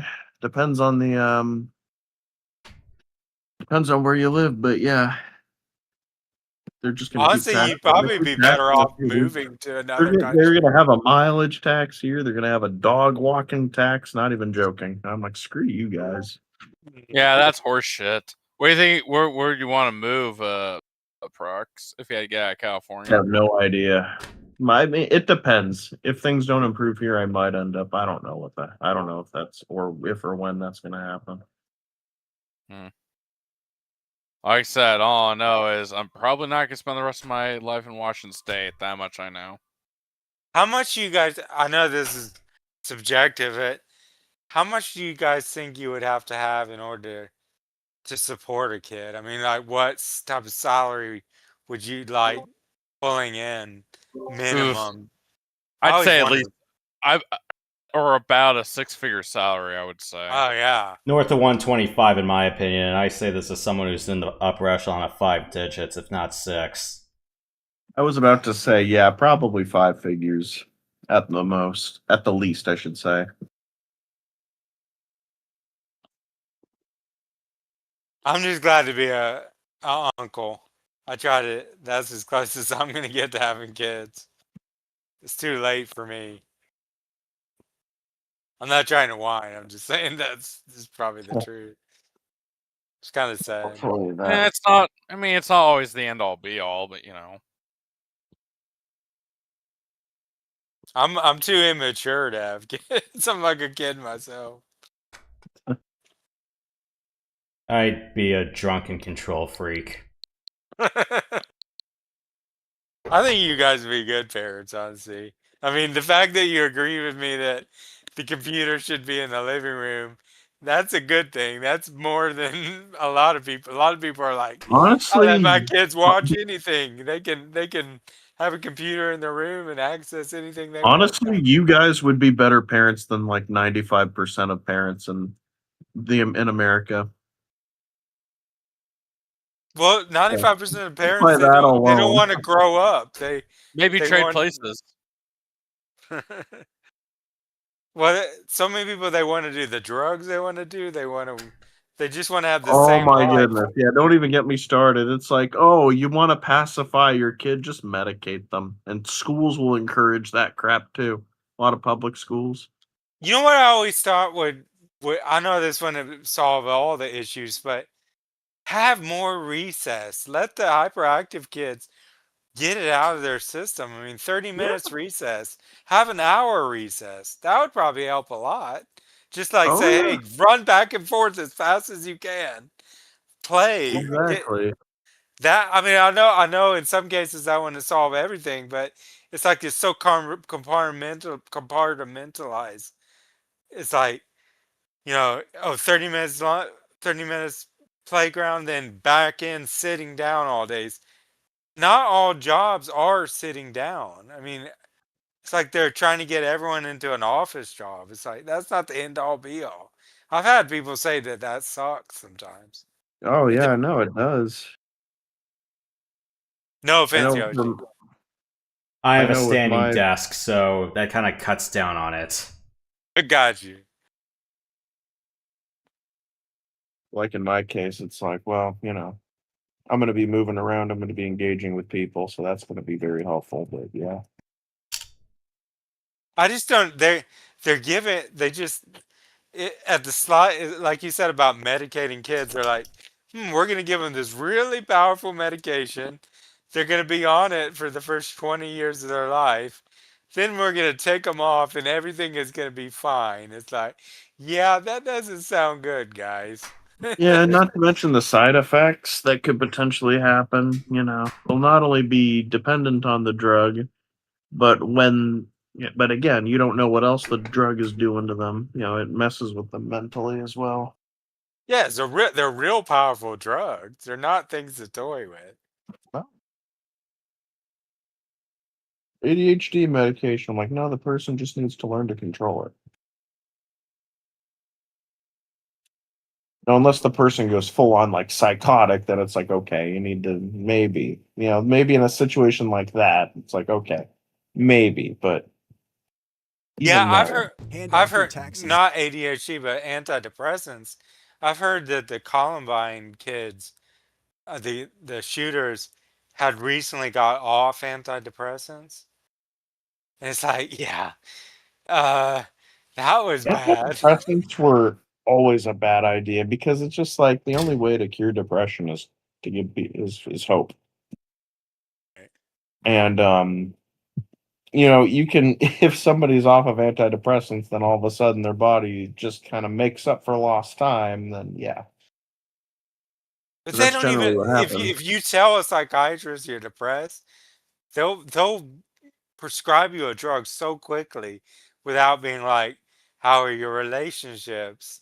How is your spiritual life? How all the pertinent things that are causing it.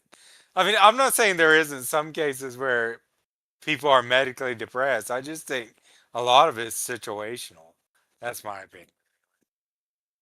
Event, what was the other video I owed you?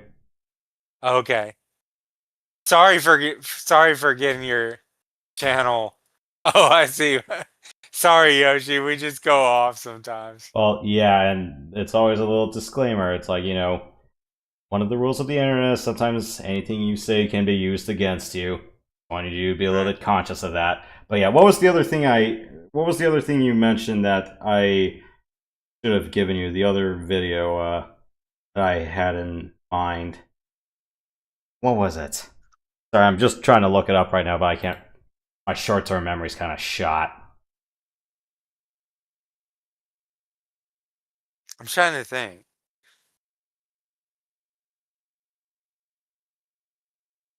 It wasn't the Harrison Ford runway safety video. Oh, what the hell was it? Stumped too, man. It's almost there. My memory banks. I need to defrag my hard drive. Yeah, this is what happens when we get off on like wild tangents. Yeah.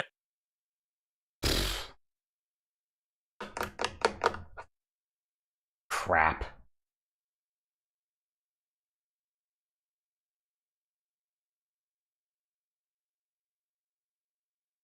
I should have made a note of it. Oh well, I'll just watch the Happy Pills ones for now. But yeah, Prox, in case you're wondering, it's like why I have such a disdain talking about Prime 4. The other thing that it really stems from with this sort of wait and duration, you can probably blame the ending of Half-Life 2 Episode 2 and the cliffhanger that left on.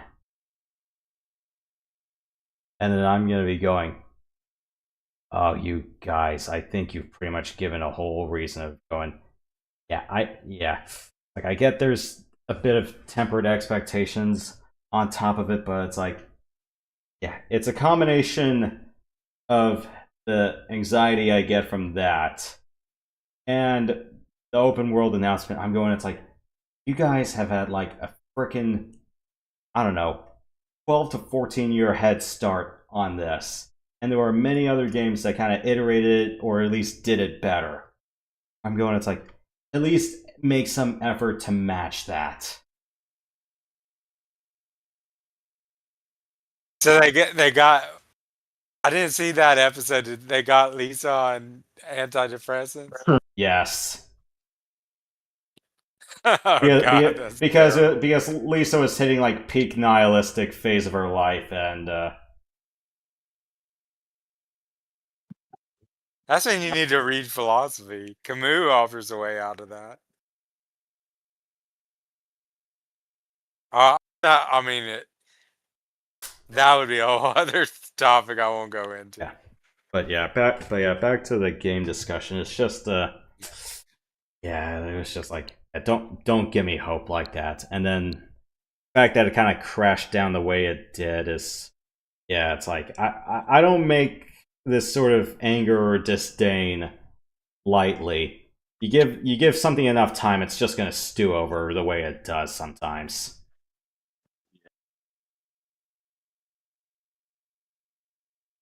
So what's your favorite Phantasy Star game? Well, out of the 4, I would probably say 4. If you tell me to expand it a little bit beyond that, I would probably say the original Phantasy Star Online. Or if you ask me about Phantasy Star Online, what my favorite episode is between 1, 2, and 4, I don't count 3 because 3 was a card game and I have not played that one. I'd say 2. Episode 2 has some of the best set pieces and some of the best music in the game. Maybe one of these days, like, if you want to do like Phantasy Star Online on a private server, I'll give you guys the info, or hell, it's like I might as well just do an open room and show that off. But yeah, it's just you can tell just how much I'm going. It's like there are other games that have done this right, and I'm going, you guys could have taken at least the effort to match that. Like, yeah, with Xenoblade, Starlink, those two would probably be the biggest offenders. You know, in terms of format, you know, it's like, as much as I'd like to give Prime 2 a little bit of flack, I'm going, it's like, just do Prime 2's format and you guys would have saved yourselves a hell of a lot of headaches. But yeah, it's just called, I'm going, and some of the level design and art pieces, I'm going, you're just going down the corridor and going back. There's no sense of circular exploration. It's like, you look at Chozo Ruins in Prime 1. There's a sense of... Oh no, you can go back to earlier areas when Miles McKenzie tells you to put, you know, to go to him so you can install a chip. Oh, and you can go through the desert 50 times. There's your circular pathway right there. It's like, That is not what I would call circular. That's just backtrack. That's just forced backtracking. At least backtracking will, or really, yeah, because whereas, like, you know, you play Fusion, okay, it's a linear experience, but it's like, at least you could tell there's a sense of iteration about it. I'm not feeling that sense of iteration in Prime 4. Or, you know, you could you could bypass the desert entirely by putting elevators from one area to the other, you know, like every other Prime game.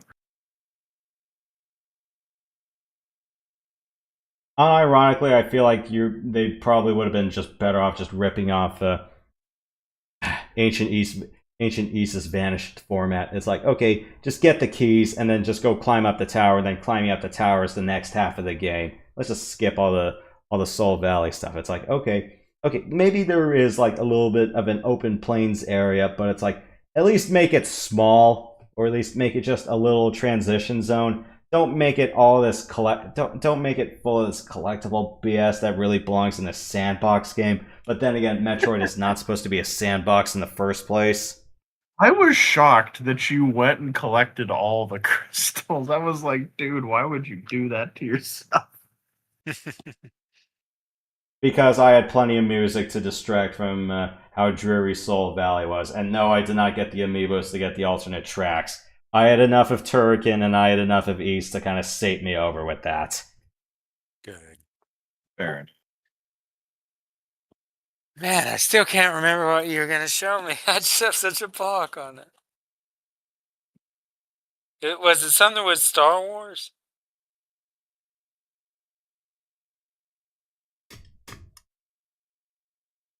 Wasn't Knights of the Old Republic, was.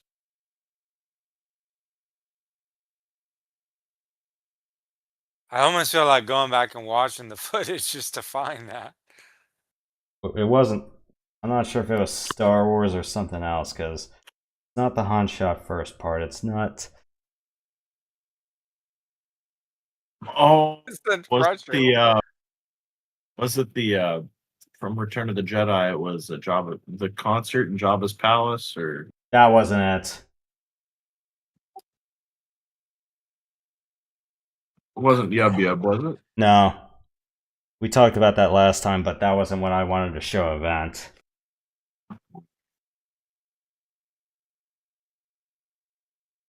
God damn it. I hate when this happens. It's just gonna get worse when you get older, guys. I can tell you from that.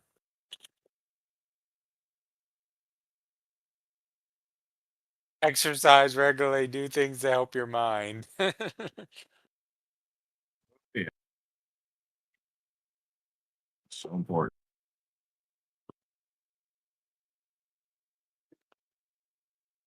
Or better yet, just stay away from YouTube Shorts and limit your internet time. Just go outside, walk, do literally anything else but stay on your computer. They're pushing. They're like, why do you need to go outside? You have... I mean, I like virtual reality, but you gotta balance it. Of course, yeah. You can't be on your computer all day. But now you bring your computer with you. You see people, they're walking in the park and they're on their phones, just like it, or listen to music while running around, like jogging or something like that. I mean, I can understand if you're like walking and your wife calls you and you actually need to handle some business. But it's like, of course, people are just like checking their social media while they're walking and stuff. Or if you're in a doctor's office and you need to wait, hey, have something to keep you occupied. But right. Yeah, in my case, I got 90 pages of The Time Traveler's Wife.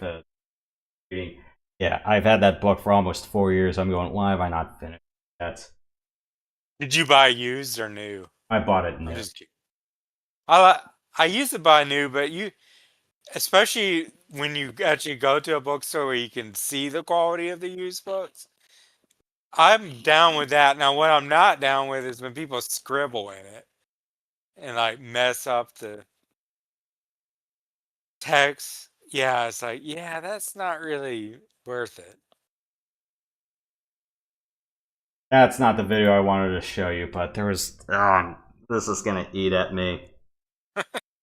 We'll probably remember it at like 4 a.m., right? Yeah, or when I have to replay when you're just about to go to sleep, you're like, oh yeah, that's what I wanted to show. I hate it when that happens. And then you can't sleep because it's bugging you. Now it's like, crap.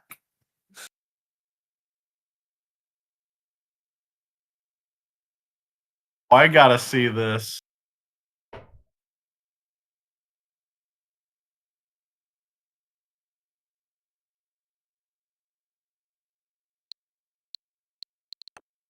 No. Oh. Yeah, maybe I'll mull it over, but yeah, the Agent Smith G commercial, I'm like, that would have been a better AI commercial than the last 2 years of AI commercials we've got. This is amazing.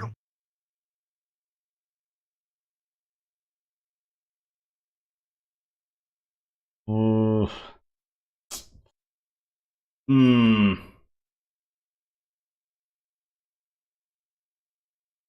Oh my goodness, I love this commercial. That is great, man. That's funny as hell. Red or blue? Oh no!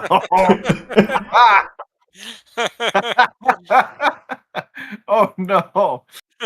I don't even want to know what would happen if the kid chose red. Well, then you must be deleted then. Chose incorrectly. What's your last name? Anderson?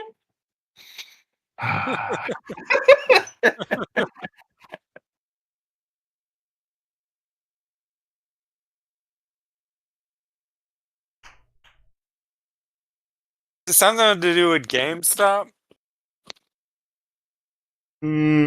No. It was after you were talking about that, or after you dropped it.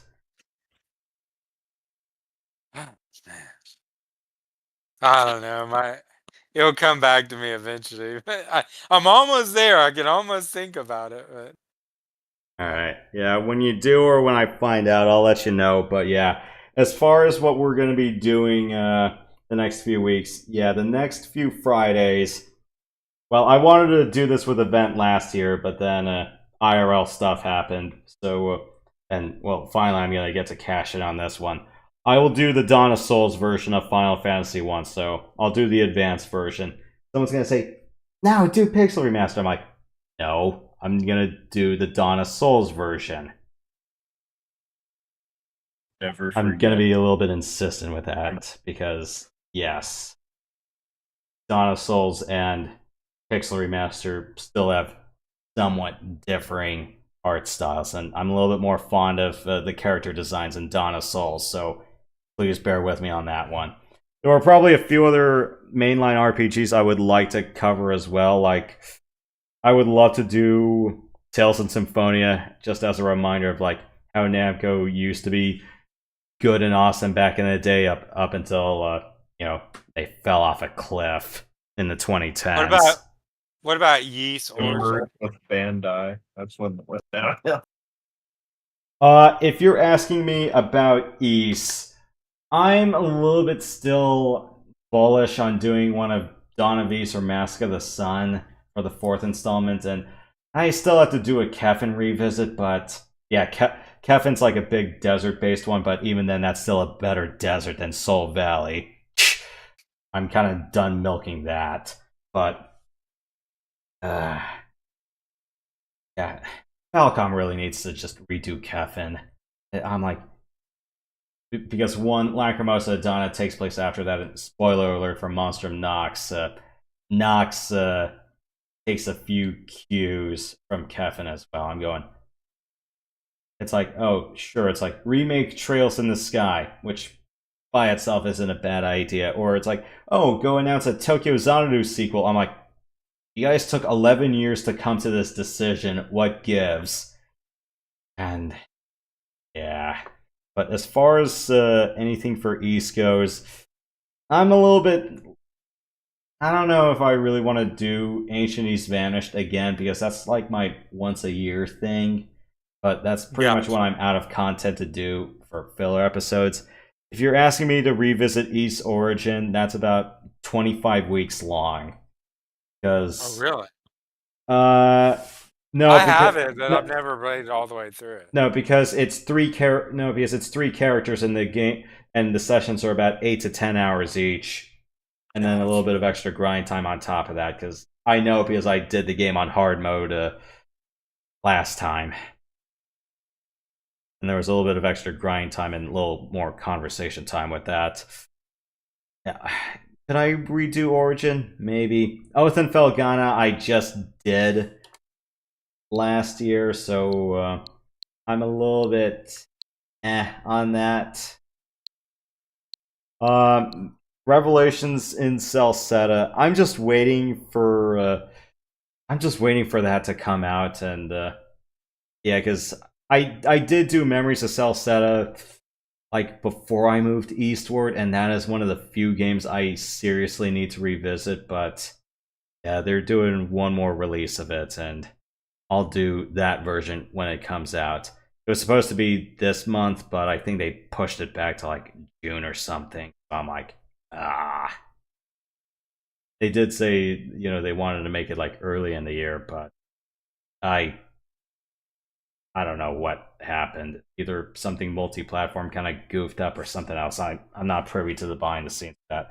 But yeah, as far as East goes, I might revisit Memories or Revelations in Celceta. Would I like to do 7 again? Yeah, but that's 20 hours long, but I'm not sure if I want to give that a proper revisit just yet. Donna or Nox are about 50 hours long, but yeah, that is the sort of thing that probably eats about 4 months out of the schedule for me. Unless I want to add one more weekday, but I really do not want to do that. I value my me time. Good.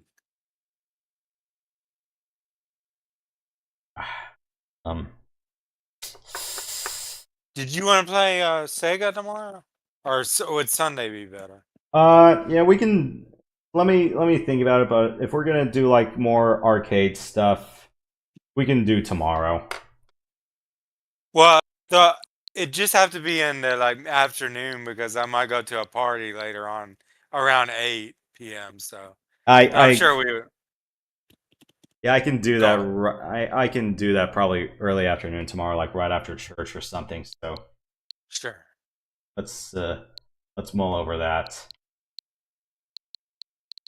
I know, like further down the line, I do want to do like a mainstream Zelda installment. I'm kind of a little bit on the fence about what installment I want to do. I mean, like, yeah, could I do Wind Waker or Twilight Princess? Oh, absolutely. Could I do Link's Reawakening? Yeah. Could I do Oracle of Ages or Seasons? Yeah. Could I do Minish Cap? Yeah, I could. Minish Cap, I'd be kicking myself over all the Ken Stones, though.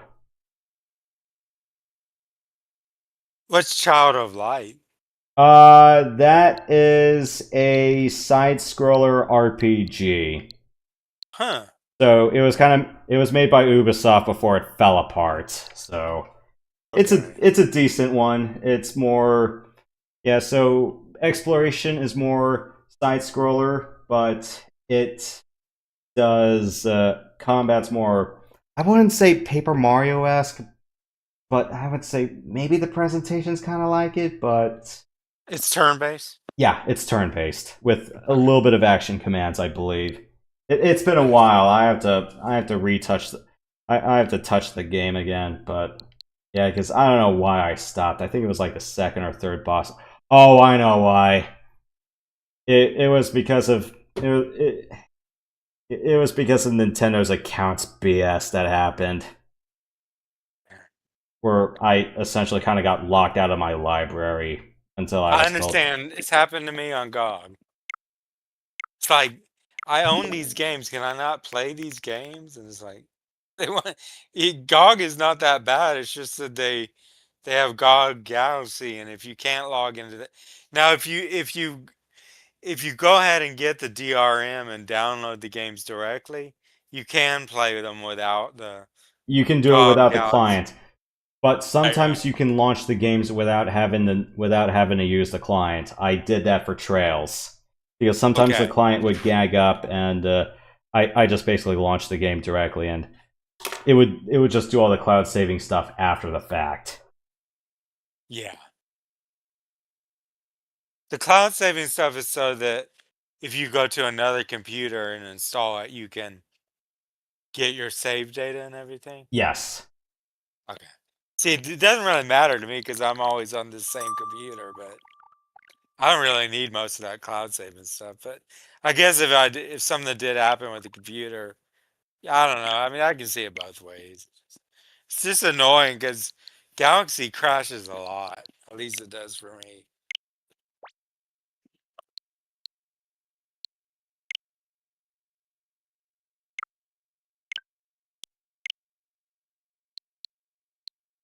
Oh, so you can make categories to put them in?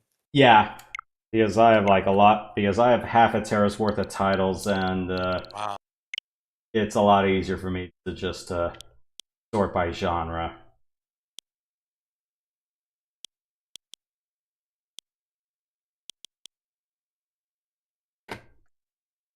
Yeah. Have you ever played System Shock? Not really the original or the second one. I've heard those are good games. Yeah. I never played them. Although, granted, I think I did play the second one, and then I'm like, guys, it's like, can you stop throwing self-destructing C-3POs at me, please? That's the one that has the hacking in it, right? Isn't there There's a hacking component in both games. Yeah. That's cool. It's not as cool as going in the Matrix and Shadowrun, though. Completely unrealistic. I mean, I always thought the Matrix was so cool when I was a kid, but now I realize, why would hackers want to go into the Matrix and have all that extra memory of the visual presentation when they could just, like most hackers do, go to the root, if you know what I mean, like assembly or machine code. I don't know. Maybe I'm wrong. It's just a game. But it is cool though.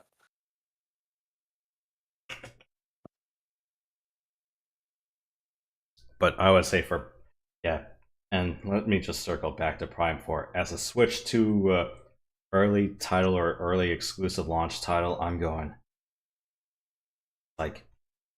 It's like, have the only. Prove me wrong, but please don't tell me the only 2 solid hits so far for the Switch 2 have been just Donkey Kong Bonanza and Hyrule Warriors Age of Imprisonment. I'm just talking Nintendo exclusives. I've kind of heard iffy things about Mario Kart World, and I'm trying to think of some other early titles, but yeah, there's a lot of disdain and not without merit that I kind of have. Of course, it's going to be to the question of, it's like, then why did you stream this game in the first place? What do you have in return of arcade? I'd just be curious to know. Is that like old NES games and stuff? No, it's more or less games that kind of fit more of an arcade format. Or at least some. In the case of Streets of Rage and River City Girls, you know, side scroller beat 'em up with limited credits. Okay. Then others are just arcade beat 'em ups. Well, except for House of the Dead. So I probably am not going to get the second remake. I have not heard nice things about it. So there's a port of Namco Museum. I didn't. It's a different iteration in Namco Museum because Namco Museum changes significantly between versions. Oh, okay. Because I had it still has Pac-Man, right? So yeah, it still does. Because I had the 25th anniversary. Was it the 20th or the 25th anniversary version for the PlayStation 2? And that was the one where the navigation room was like, you know, you move left and right against arcade cabinets, and then they had like 4 licensed 80s tracks in on the disc. So it was Joystick by the Daz Band, She Drives Me Crazy by the Fine Young Cannibals, Talking in Your Sleep by the Romantics, and Loverboys, Everybody's Working for the Weekend. Yeah. I love 80s music. That was such a good decade of music. I was gonna say they could probably add one more track and have it be a song from Journey, but Tron already took a monopoly on that.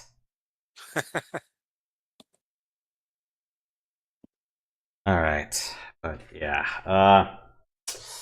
Okay, so it's closing time, and I think I've made my thoughts a little bit laid bare on the subject. Yeah, Event. If the video idea comes back to you, then yeah, or if I decide to re-review this and then I find out who's who, Kazoo and the zoo, then then I'll. And once again, sorry for getting all political. I don't have much people to talk to about that kind of thing, so I'll try to keep it more on the game subject from now on. Yeah.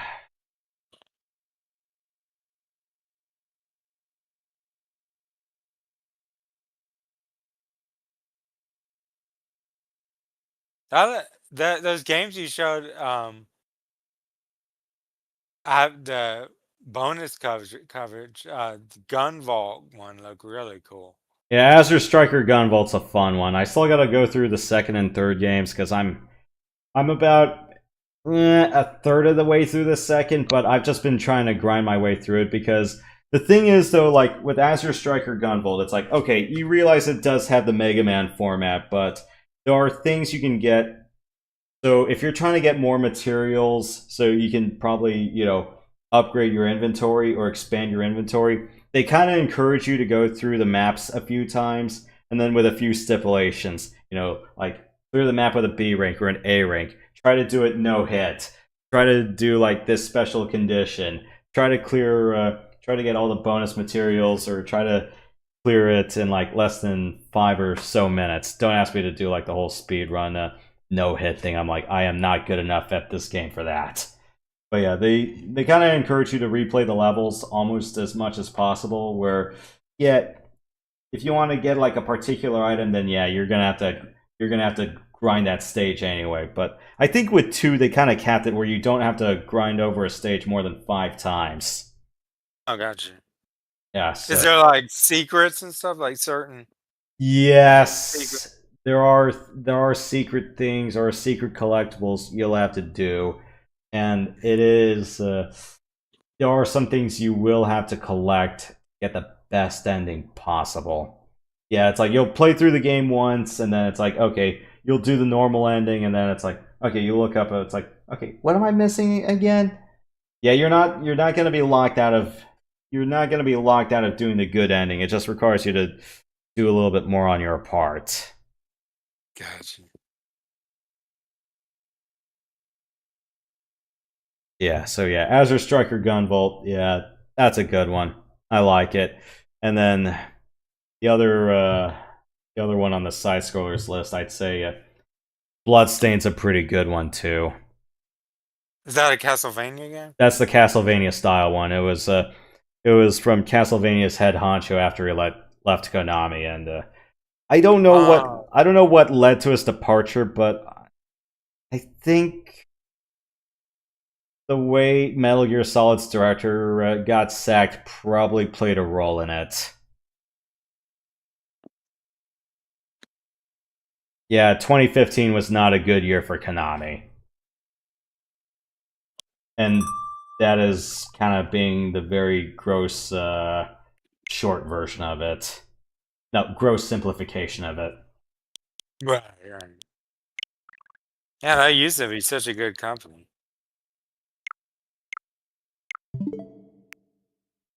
Symphony of the Night is such a good game. It'd be cool if you could stream that.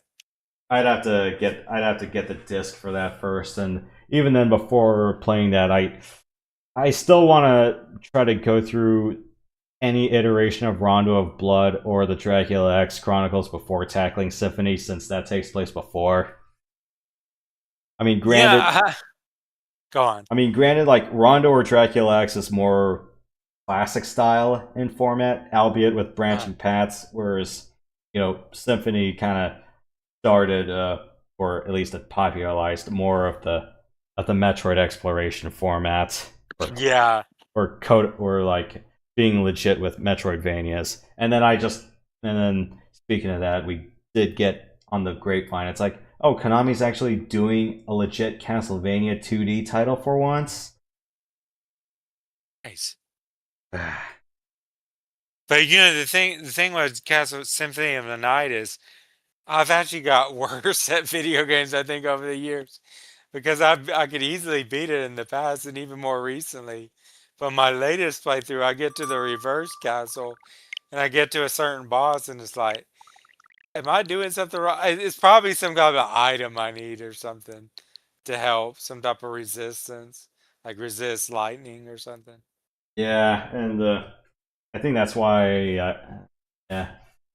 Usually it's like for the other side-scroller Castlevanias, it's like, yeah, Circle of the Moon can be a little bit funky at times, but I did enjoy the music in that one. But yeah, I'd say post Symphony, I did like Aria of Sorrow for the Advance and Order of Ecclesia for the DS. I suck at Order of Ecclesia, but it's still a great game nonetheless. Are those 3D or 2D? 2D. Oh, nice. I don't like the 3D version with Castlevania. Yeah, because I think it shines best in 2. I'm not going to say much about the Nintendo 64 title or Lament of Innocence. I am nowhere near qualified to talk about those. Maybe I just haven't updated myself to it or something. But yeah. Did you ever play through the original Castlevania? The NES? I made it as far as Dracula himself, but I don't think I finished him off. I made it past death, but that involved spamming the holy water.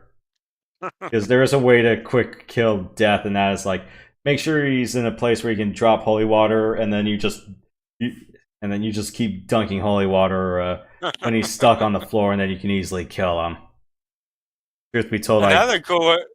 Go on. Truth be told, I did learn that from the terminal montage video, but well, who's counting? Anyways, another cool one would be if you could play Ninja Gaiden. That was a fun game. Oh.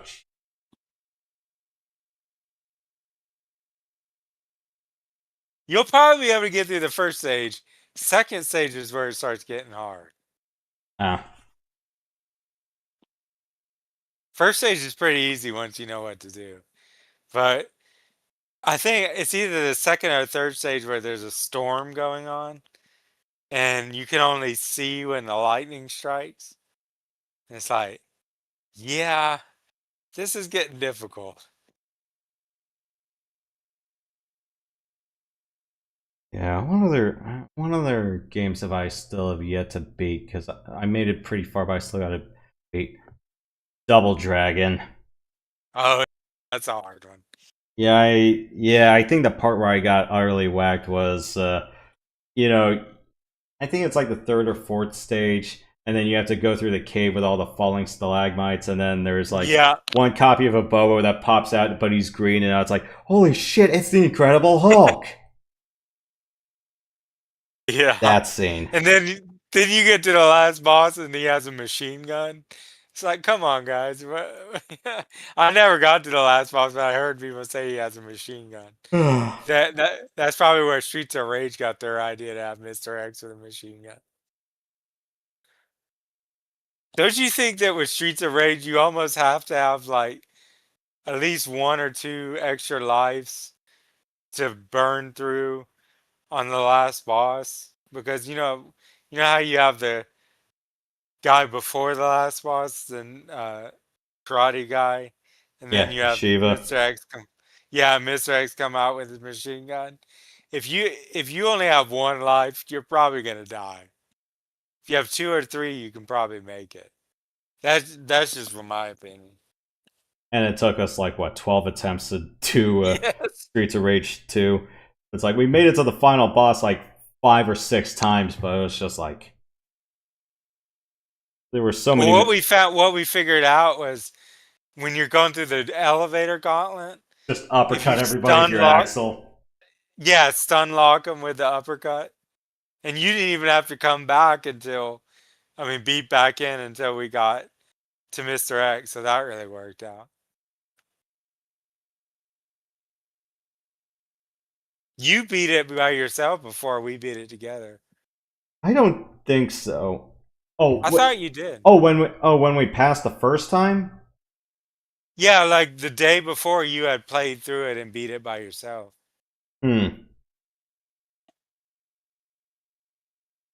Which shows a lot of skill, man, because I can't beat it by myself. Well, let's just say it wasn't really skill, it was more like practice. Right. I look at these games and I think, back in the day, you'd get to the last boss, die, and then you have to start all the way over. But I was willing to do that, and it's like, yeah, you see why they're addictive. Because whatever you can say now, at least you can save your progress and come back to it. Or in the case of Streets of Rage 4, it's like you were able to. It's like the credit was basically on a per level basis, unless you wanted to try to marathon the game through arcade mode. Yeah, good luck on that. I may not have the patience. I may not have the patience to do that. Especially on the harder difficulties, that's gonna be hard. Yeah, I don't think I can do. I don't think I can mania the whole game on arcade mode solo. Because they do give you like 5 lives to start, but I'm like, oh jeez. When do you think it actually starts getting hard? Like the first stage is not that bad, but once you get to Chinatown and you have those guys that have the unblockable attacks unless you dodge, yeah, then it starts getting. You know what I'm talking about? They have like a gi on, and they have this super fast punch, and if you're in the way of it, you get hit. So you have to dodge, and then after they do that move, you can hurt them. Before, all you can do is throw them.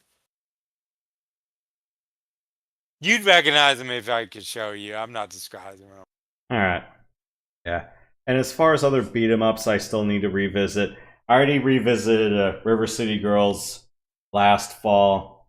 I'm gonna do the sequel for a revisit sometime soon. Maybe near the end of this year, but yeah, that door's gonna be open. I am not gonna do River City Girls 0. That game was kinda trash, unfortunately.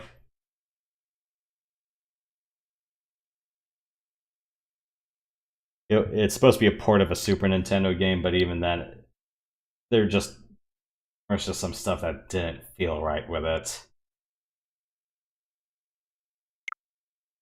Is Princess Peach Showtime good? From what little I played so far, yeah, but it kind of follows more like the simplified Nintendo format. Oh gosh. Yeah, it's more like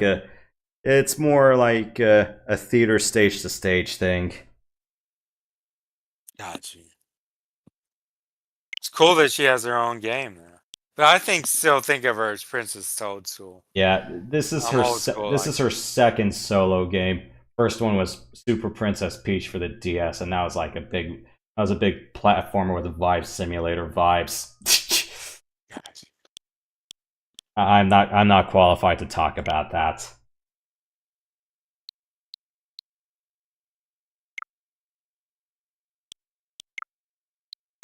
I'm gonna go listen to some music, man. But it's been nice hanging out. Well, good night. Yeah, so I'll talk with you tomorrow, maybe around like 1 or 2. Would that work? Probably 2. Okay. I'll set my clock. Alright. Well, closing time, Matt. Last call. I'll probably play more MechWarrior 5 in an hour. Honestly, the game is not half bad. It's decent. Alright. And tomorrow I'll do Star Trek Armada 2, most likely, and Sunday I'll do more Super C. So, yeah. Okay. Yeah. Saturday and Sunday nights for me is going to be more Trails of Cold Steel. And then, yeah, for the next few Friday nights, we'll do the Dawn of Souls version of Final Fantasy 1. Yeah, I owed event, basically. Yeah, let's do like a mainline Final Fantasy installment. And I was like, you know what the hell?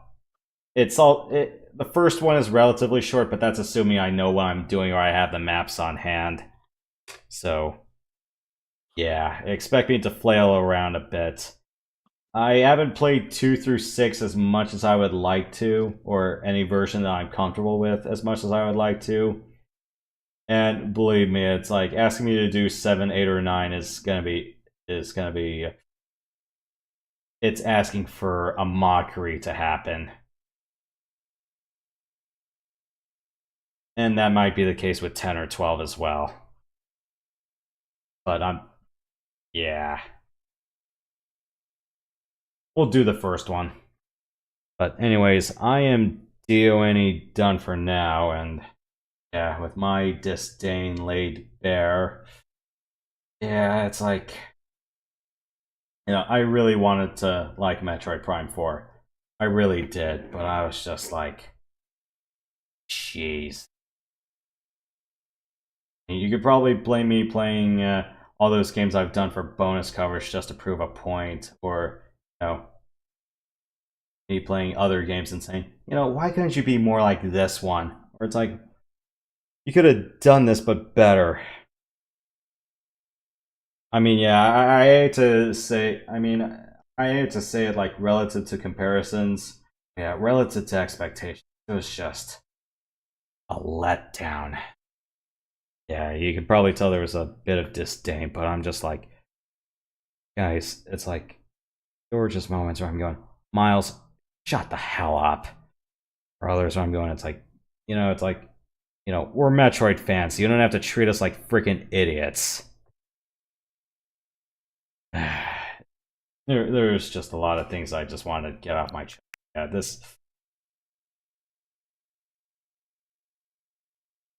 This has been a disappointment. But, well, sometimes, well, that's why there's the phrasing, this is why we play the games.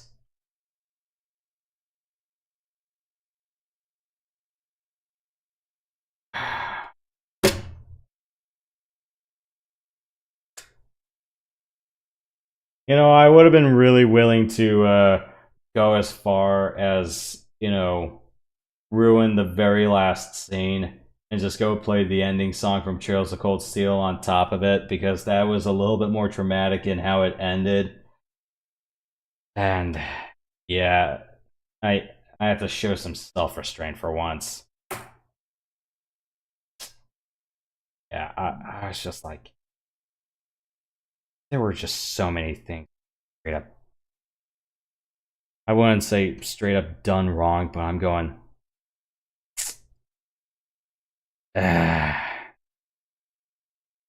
you guys screwed this one up, man. Anyways, yeah, I am done. I quit. I got nothing else to say. We'll see you guys next time for the next adventure, but in the meantime, stay sweet, stay sensational, don't be salty, and we will see you guys later. Have a good one, everybody. Keep it real. And don't let keeping it real go wrong.